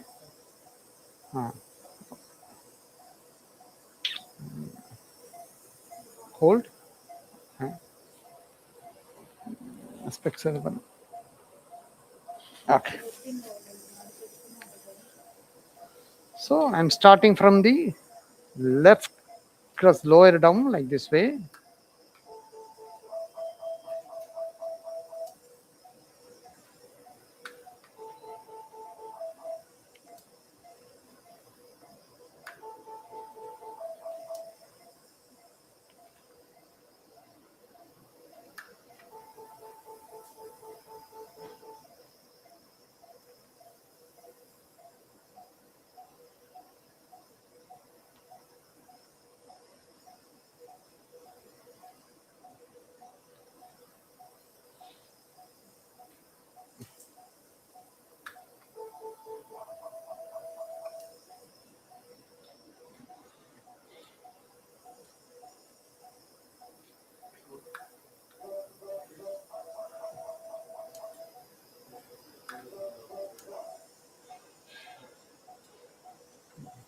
கீழே இறக்கமாக படிச்சுக்கோ பண்ணலாமா R drop பண்ணலாமா hold எப்படி still I am deciding whether to go ahead, and if I am able to get the plane nicely, then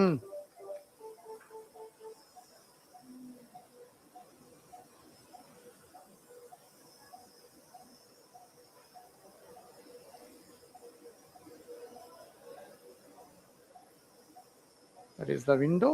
Looks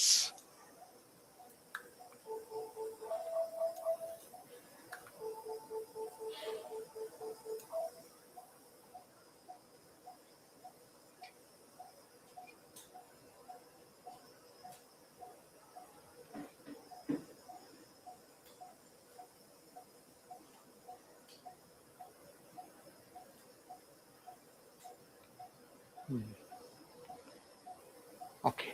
Come back. இங்க வாங்க.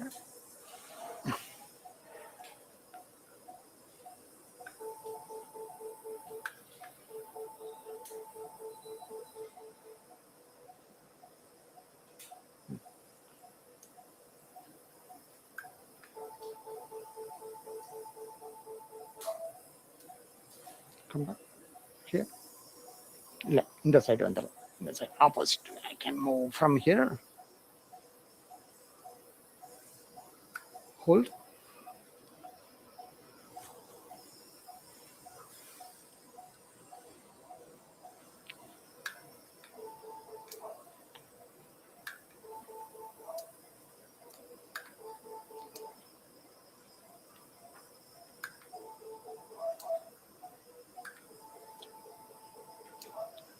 This is part of the phrenoesophageal membrane, and I'm not able to get the plane from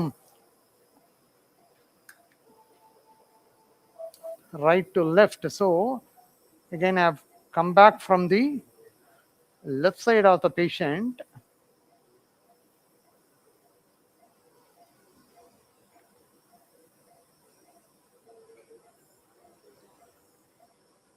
and we have opened the window.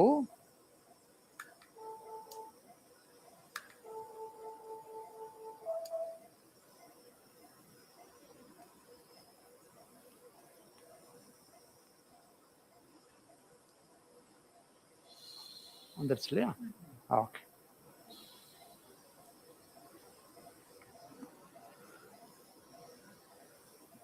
Okay, good. Right, yeah. படிங்க. So let me try to see from this side. Hold more.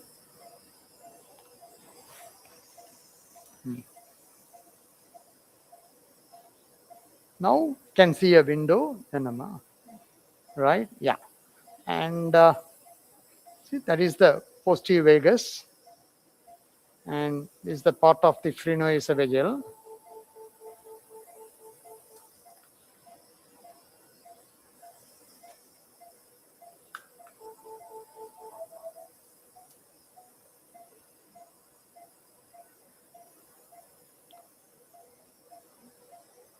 And this is not for routine typical fundoplication ports placement. This is for sleeve gastric port placement. That's why it is fine, because when you are doing either fundoplication or okay, right, yeah. So when you are doing a fundoplication or achalasia cardia, Hellas, your port placement will be little bit on the higher side and close medial also. And this is a little bit lower down because for sleeve gastrectomy, that's why little bit difficult. Now you can see a nice window over here, and there is not much of hiatus hernia, and there is adequate length. See, this is the posterior vagus, right?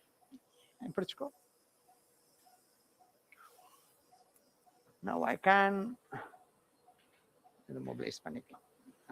Gas close பண்ண கொஞ்சம். Okay. Here. I'm going to mobilize that OG junction pad of fat little bit.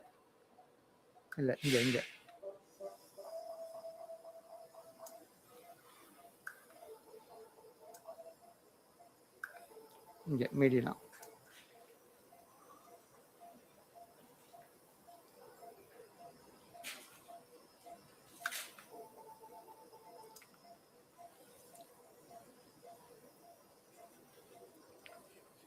Okay.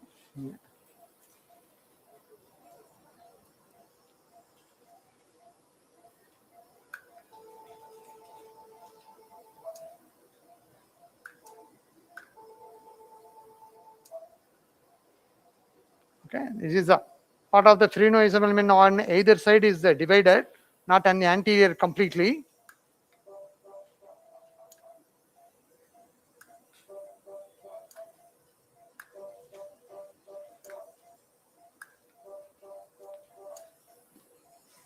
Here that vessel is the rate limiting.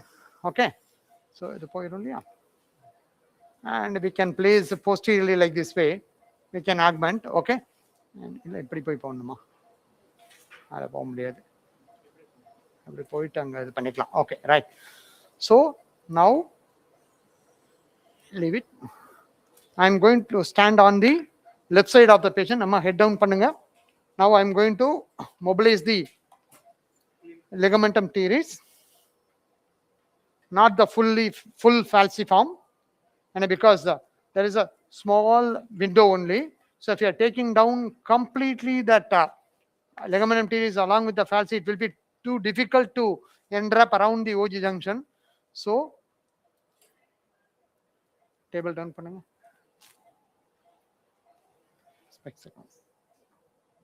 Okay. Hook கொடுத்துருங்க. மோனோபோலார் கால் பக்கத்தில் வைங்க. போதுமா down பண்ணி இல்ல harmonic ஏதோ ஒன்று கொடுங்க. மோனோபோலார் கால் பக்கத்தில் கொடுங்க. ஓகேம்மா, okay.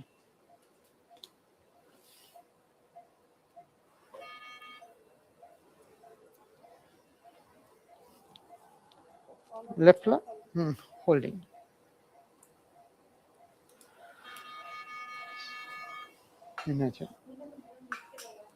Okay, so where to start? See, you can see here, this is the falciform and this is the ligamentum teres, the white structure. Okay.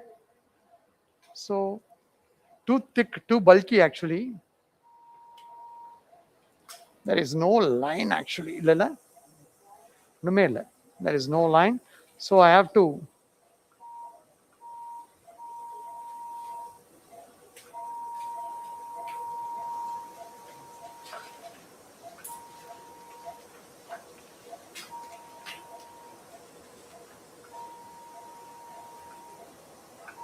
I would like to take a right now.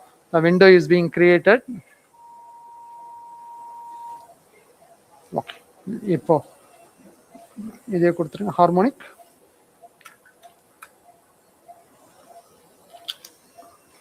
Now I am standing on the left side of the patient, and I used both the right hand working trocar and retracted trocar now for the right and left hand working trocar for me now.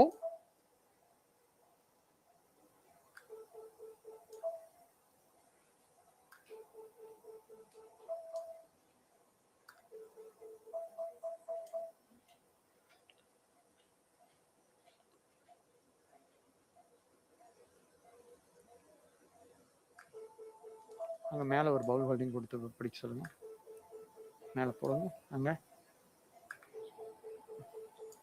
படிங்க, இதை படிங்க, நான் கொடுக்குறேன். கொண்டாங்க, நீங்கள் பிடிச்சிடுறீங்களா? அப்படி பிடிச்சிக்கோங்க. Right. Yup.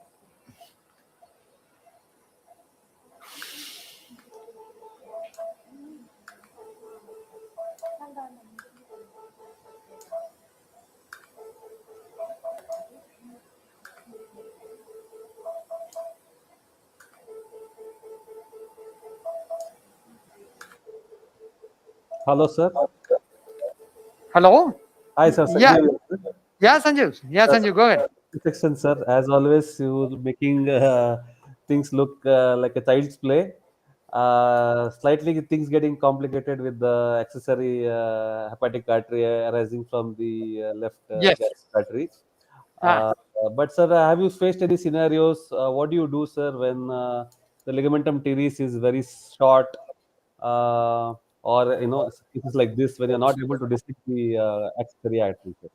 Yeah, that's what. So before proceeding with the procedure, first I have inspected the ligamentum teres. If it is adequate only, I have started dissecting the this one second. Yeah, crura and the ligamentum teres.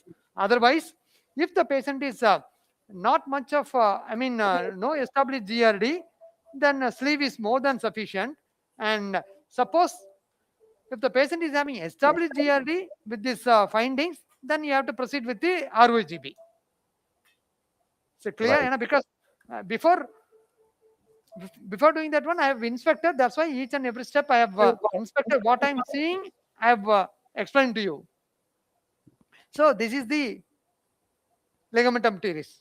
Can you able to appreciate this one? Yeah. Yes, sir. Yes, sir. Yes, sir. Yeah. Very nice. Yes.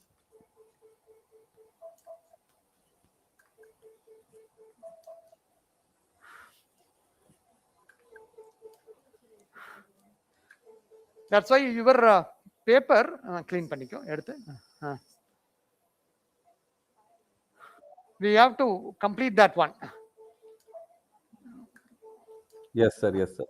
And because it's a very nice study what you have done. Yes.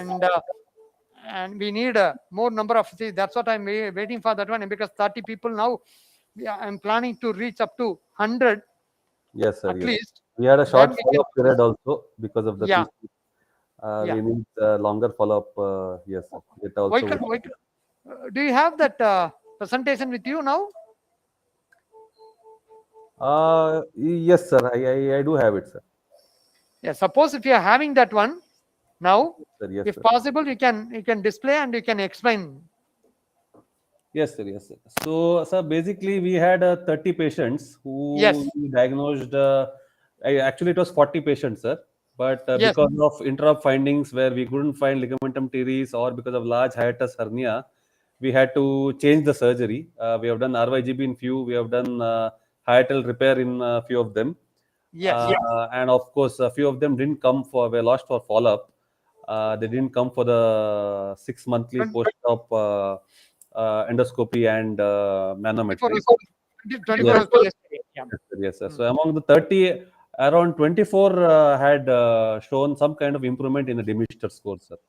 Yes. So at around 9 of them showed decreased Demister score than pre-surgical levels, and around 21 still showed some GRD, but they showed a lot of improvement in their Demister score, sir. Yes. Whereas only 2 of them had worsening of their symptoms and worsening of the Demister score. Whereas under 2 had almost the same score, sir, as pre-surgical. போதும்டா. So you can say around 25 out of 30 patients in our cohort showed improvement in their Demister score with the Yes. sleeve gastrectomy and LTC repair. Yes. Yes, sir. So that's why it's a good improvement. That's why mild to moderate GRD, that is what we have concluded, that mild to moderate GRD is not a contraindication to do sleeve gastrectomy, but we have to make sure that we have to augment the lower esophageal sphincter pressure by the LTC. Yes, sir. Right? Yes, sir. Yeah. Very, very careful patient selection has to Yes. happen with thorough investigation. Yes. Yes, sir.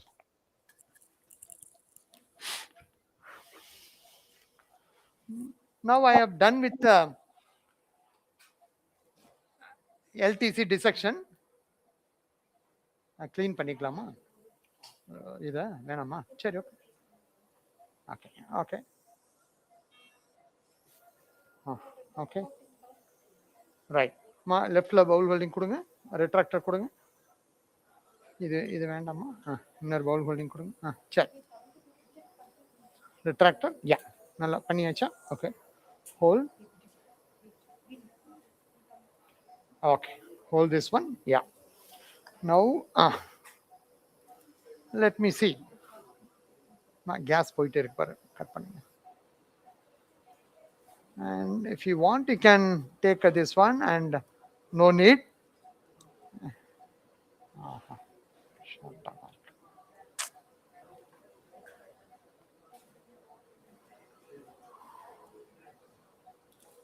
இங்க மேல ஒரு Pavul holding கொடுங்க. பிடிச்சுக்கோங்க அப்படி.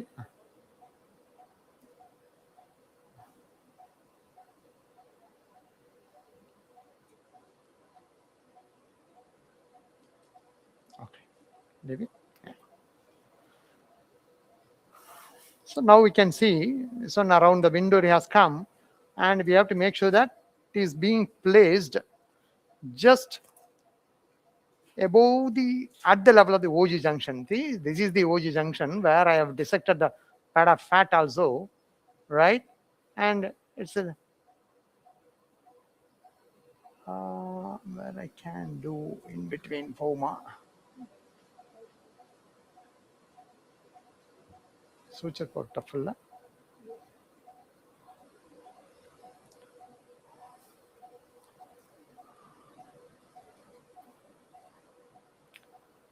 Right, I can make a stitch over here. So now we can see here. Snugly fitting into the OG junction. See, there is one article in, I think, 2021. So what they have done, and for this one, actually, that is for failed fundoplication and with the recurrent GRD, hiatus hernia. So what they have done with the LTC repair, and they have published for, I think, 25 people is having very good results. Sorry, idanama. Okay, right. So let it be. இது அப்படியே இருக்கட்டுமா? வேணாம், இருக்கட்டும். அப்படியே அடிச்சு விட்டுக்கலாம். அப்படியே பண்ணி விட்டுக்கலாம். அப்படியே அடிச்சுக்கலாம். Right? Yeah. Okay. பூஜியை உள்ள தள்ளுமாப்பா. So I have placed this one in and around the OG junction, just above the OG junction, and so this is the left gastric, and that is the accessory left hepatic. Okay, and now I have asked them to place the bougie, right, for the sleeve gastric. gastrectomy. Push பண்ணுங்க. இது கொடுங்க. இது case மாத்துங்க.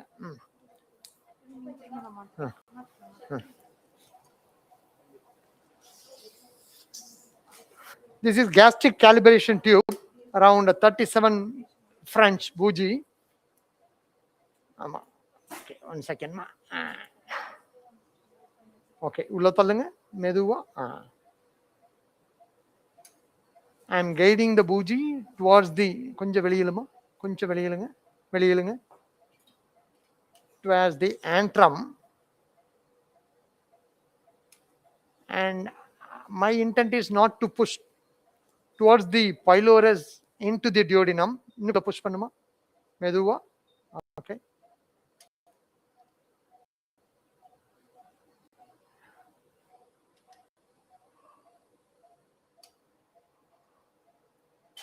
உள்ள push பண்ணுங்க, லைட்டா push பண்ணுங்க. Okay, so this is the pylorus. Okay, stretched part of the stomach. K is up to K is 5 centimeter, right? Now I made a little bit adjustment now. Okay, but not too close to the incisura. That is most important. At least we have to leave behind at least 1 to 1.5 centimeter close to the incisura, because if you are going close to the incisura and making the stapling, what will happen, and it will can have a corkscrew, or there will be one more stenosis, and it can cause proximal dilatation, where eventually it can cause a recurrent vomiting or weight gain in over the period of time. And finally it can induce the GRD also. So make sure that the posterior alignment is also in normal position. And this is the Ethicon green stapler, because of the, it depends on the thickness of the stomach.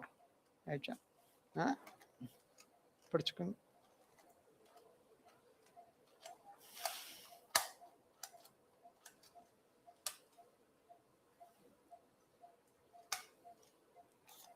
Yeah. Next, Covidian purple. Next, I'm going to place the purple tri-stapler from Covidian, which is 3.5 and 4 before B configuration. This is a powered gun.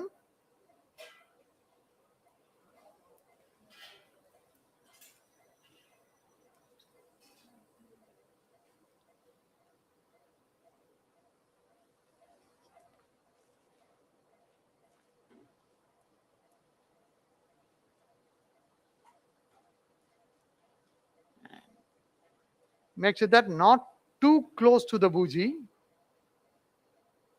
Suction போட்டுக்கலாமா?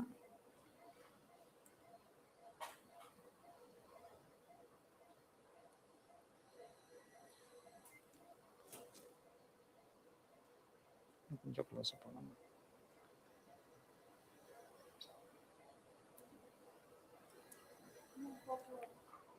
Yeah, okay. Green area இதப்பா. Green area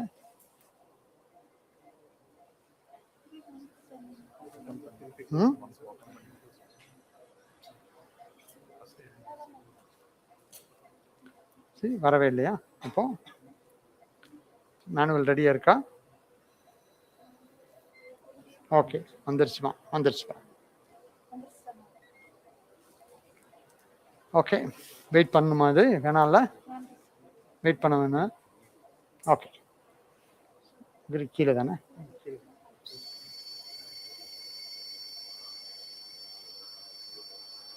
section போட்டுருமா கீழே?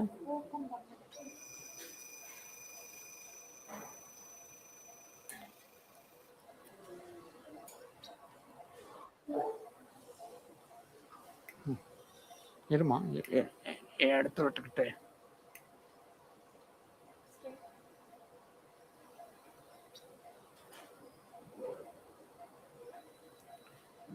யா, hold பண்ணிக்கோ. யா, chuck.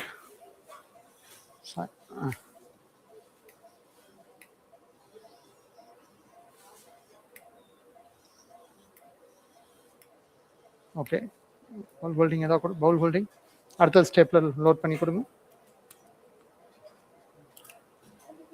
And we have to take this crotch, which is unfired staples, and which can cause malfunction of the firing and can open up. Okay, right, yeah.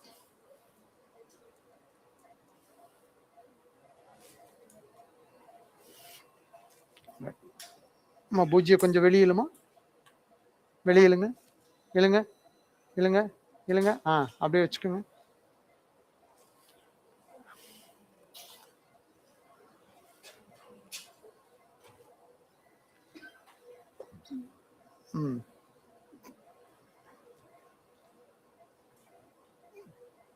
So always holding the posterior aspect of the stomach like this way.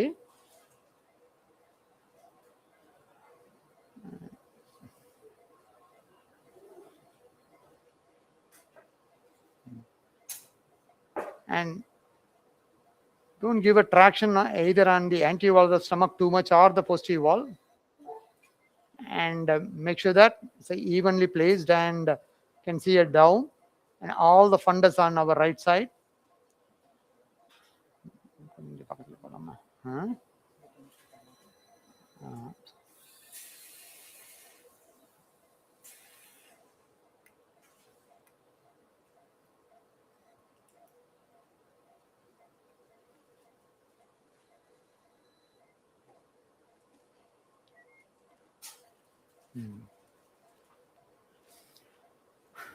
So always what we will do, we'll do a hiatal dissection and creating that ligamentum teres adequate length and placed below the retrocardiac window. And after that we are making this one with the bougie in situ always. And because without bougie, don't place that, don't do a stapling. And second thing, with the bougie only we have to do a LTC, otherwise it will be too tight.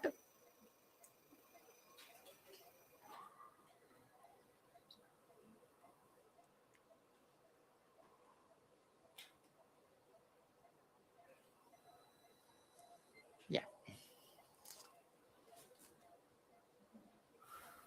If I can add to your statement, sir, and also Yeah. always remember to pull out the Riles tube, sir. Exactly. Which was done earlier itself. And yes, Sanjay, what you said is absolutely right. Make sure that before firing the first stapler, ask your anesthetist, and there shouldn't be any Riles tube inside the stomach.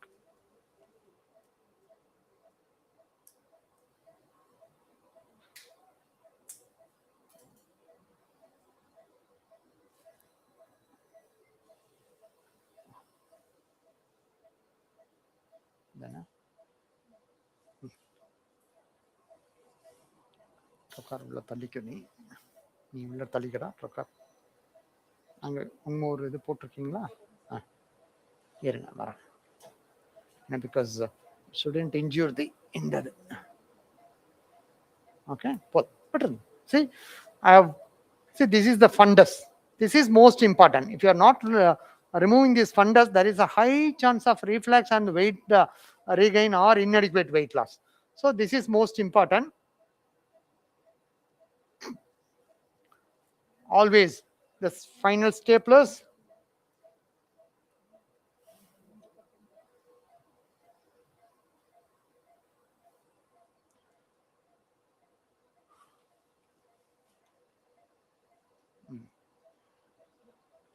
Going away from the OG junction, not towards the OG junction. Yeah. And see, the tip is always facing, always facing the upper part of the spleen. Right, you can see. Right. Thank you.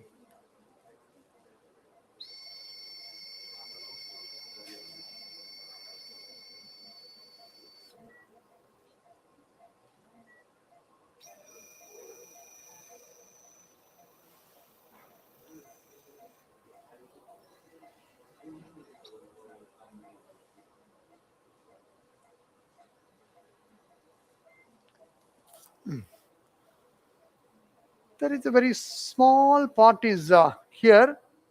Always make sure that we have to divide with the stapler, not with the clip ligation or dividing that one. There is a high chance of leak, and because of the high pressure zone. So always make sure that all the parts of the stomachs being covered with stapled firing, followed by division, not with the clips.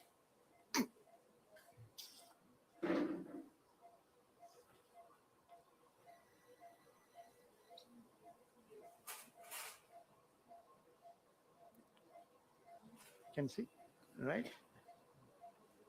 Okay.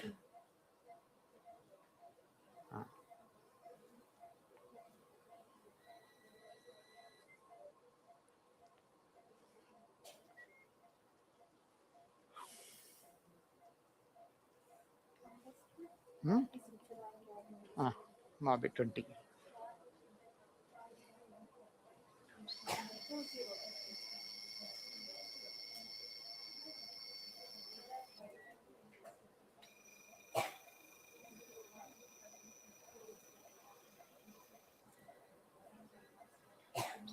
Okay.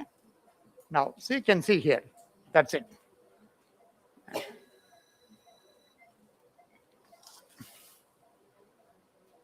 Sleeve part is done.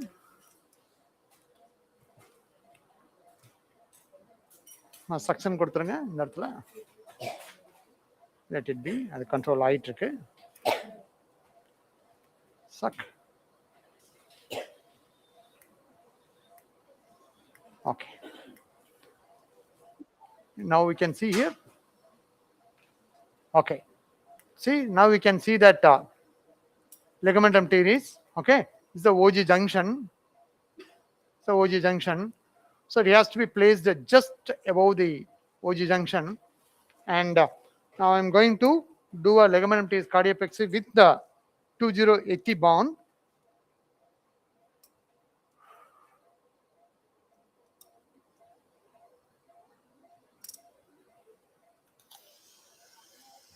Yeah, இது கொடுங்க.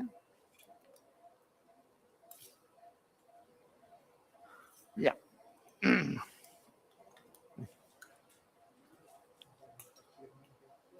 Huh?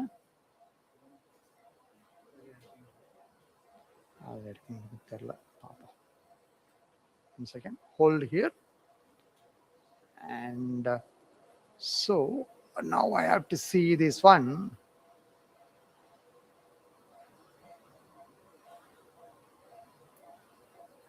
And since the bougie is inside, we need not worry about the tightness.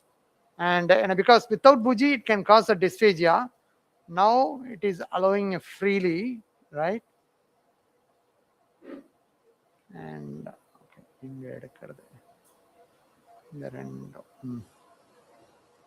I can make a stitch here.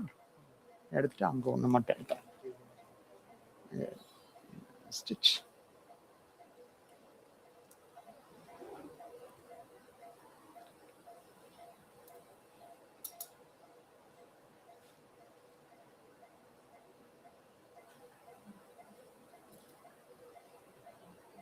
So I'm pulling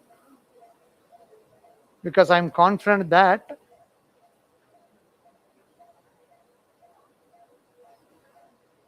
then okay. Since the bougie inside, it won't be too tight enough.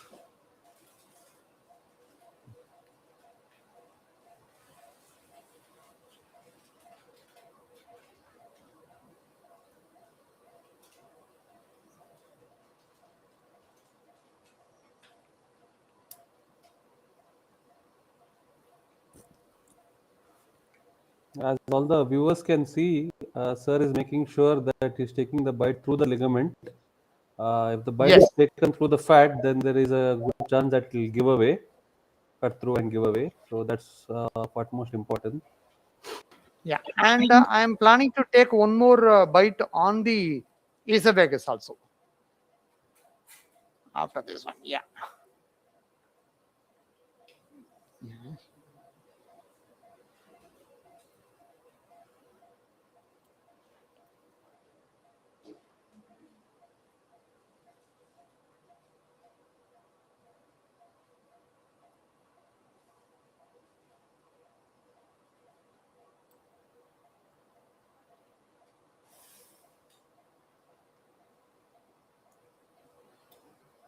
So nowadays, almost I can say 99% of the patients, except for the few patients, underwent sleep in our institution for the last 2 years. We are always, whether I am doing, or Praveen doing, or my fellow is doing, or Pradeep is doing, and whoever does the procedure, always mandatory that we are including this LTC with the sleep. And there are few exceptions. Yes, there will be a difficulty of having this too short or to this one. Then that means if sleeve is more than sufficient, or don't dissect the hiatus then. So make sure that it is adequate ligamentum and there is no accessory vessels like this way, or if you are, then make sure that you are able to dissect that one.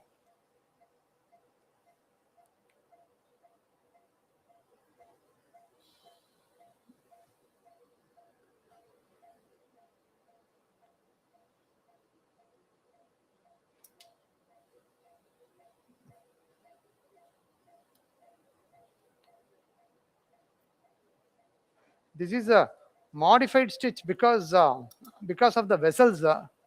I'm not able to do that clearly. Otherwise, only one U stitch what we are doing in Nissan's fundoplication like that same way is more than. உள்ள push பண்ண முடியுமான்னு பாரு பிரகாரம். இல்ல இல்ல இந்த பிரகாரம் இன்னும் புஷ் பண்ணு. நீதான்டா உள்ள புஷ் பண்ணுடா. Okay, look coming, and because I want to see the now it's clear, right? So see, yeah, super. So that's why this is not the trocar placement for upper J like fundo or hellers. That's why we're not able to not able to get the end on view. So slight difficulty will be there because of the horizontal view, and because we have to make sure that we have to start from the 3 to 5 centimeters from the pylors. That's why our first camera placement little bit down also.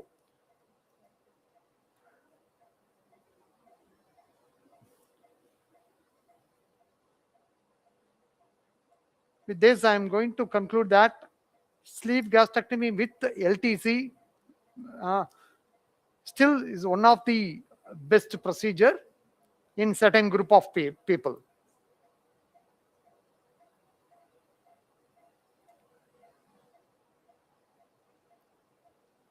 So need not to worry about the de novo GRD, which is around 60% in post sleeve, where in our series there has been reduced less than 8%.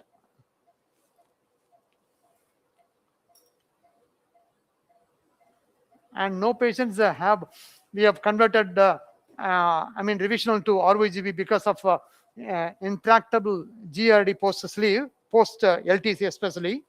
And few patients, yes, of course, what Sanjeev told, there is a few patients there be increased post this one, which will be easily manageable with the PPI and lifestyle modifications. Holding a good. Now, as a routine institution protocol, make sure that we are making the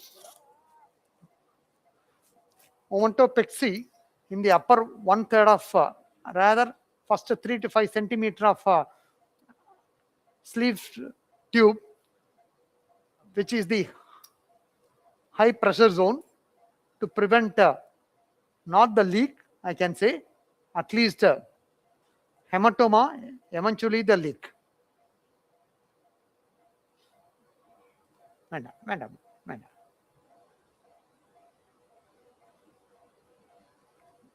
எல்லா கேஸ்க்கு வரதில்லை இல்ல. Since most of the cases are done, sir, shall I open it to the other moderators? Bala, sir, would you like to say anything? Yeah, sure. Sir, hi, sir. It was a great demonstration, sir. It was a nice, great demonstration, sir. Hi, Bala. Hi, sir. Sir, I just wanted to know whether this, because it creates more intraluminal pressure, whether what is the chances of again to sleeve to expand? Which one? The LTC. Sir, We are talking about. it's for ITC, yes, sir. Because since it is going to cost little more constriction, so because we call the sleeve will get expanded because of the high pressure zone. Am I right, sir? No, no, no. The expansion of the Actually, sleeve. yeah, there will be expansion of the sleeve, not at the above the OG junction. No. So I OG have junction. placed True, sir. this one. Say I have placed this one just above the OG junction, not at the Okay, okay. level of the stomach. So there is Okay, no okay. worries about this one. Okay, right. Okay, okay, sir. Okay, okay, sir. Okay, okay. Right. And eventually it can cause a fibrosis, and it will hold the OG junction below the diaphragm, which is the most important cause for the GRD in post-sleep patients because of the migration of OG junction into the medial OG side. junction. Am I right? So that's Yes, why sir. it is True, sir. preventing. It is preventing. Okay, okay, sir. Because sir, see, since you have already done so many of cases, what is the percentage of weight gain? That is what I wanted to, whether there is will be a weight gain or it is done with with the lifestyle modifications. What to be then? Because this expansion of the sleeve again will make them to take more intake of calories. So because in the few cases, whatever you have done previously, I'm asking, sir. You are talking about the regain, weight regain weight post-sleep. regain, weight regain. Yes, sir. Post sleep Weight with regain is a ITC. totally, yeah. Weight regain is totally different aspect of topic, Bala. Yes, sir. Okay, Because sir. today's our concept is GRD and the obesity, right? Okay, Yes, okay, sir. Okay. in any scenario, like even if it is a post RYGB or OAGB or sleeve DJB, yes, if the patient is not compliant or if the patient is not taking a not adequately following the diet or Okay, sir. exercise, definitely there will be a weight regain. And I'm not talking about the surgical Surgical. cost. Yeah. So True, always sir. we have to evaluate the patient's aspect. Lifestyle modification will be the first First. Okay, sir. main course of treatment along with the psychological counseling, and Okay, followed by, yes, we have to evaluate completely. Sorry.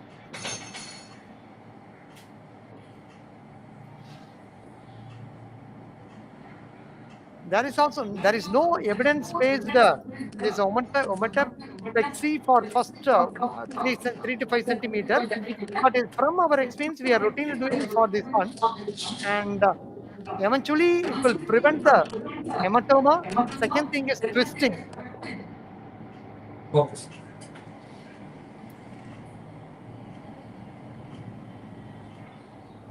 This is bobbed sutures, 20 centimeter.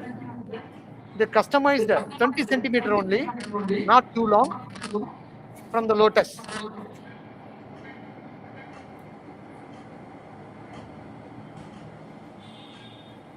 So because usually in laparoscopy, not more than 25 to 30 centimeter suture inside will be easily, and handling of the sutures will be very easy.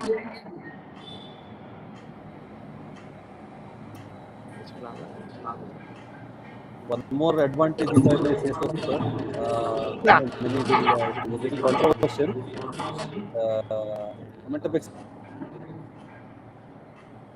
sleeve. Sorry. The omentopexy, sir, might help in preventing migrations. Yeah, that is also one aspect because holding the fibrosis on the greater curvature side. I mean, stapling side.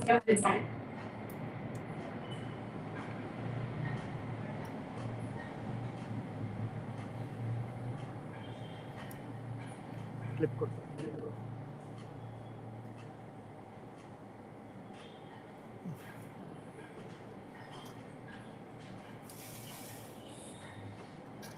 Time என்னாச்சு time என்ன சொல்றேன் time என்னாச்சுன்னு கேட்க சொல்லுமா 540, sir. Sorry, how much? 540, sir. 540. Okay. Bowl holding கொடுமா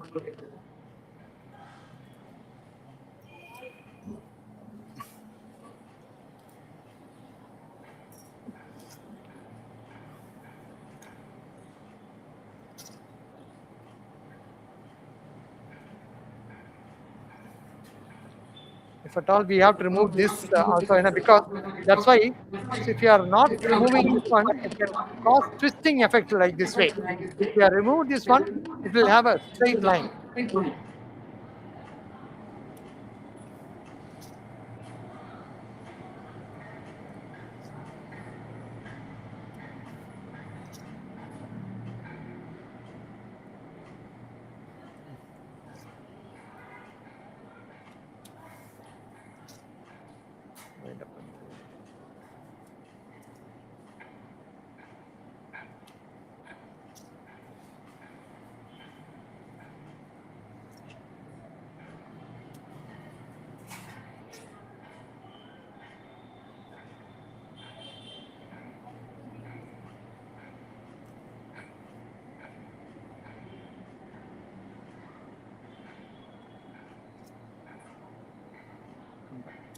பூஜை எடுக்கலாமா?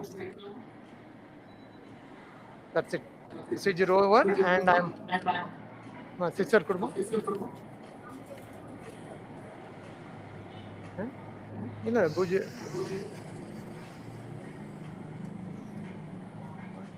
எல்லோட பூஜை எடுங்க.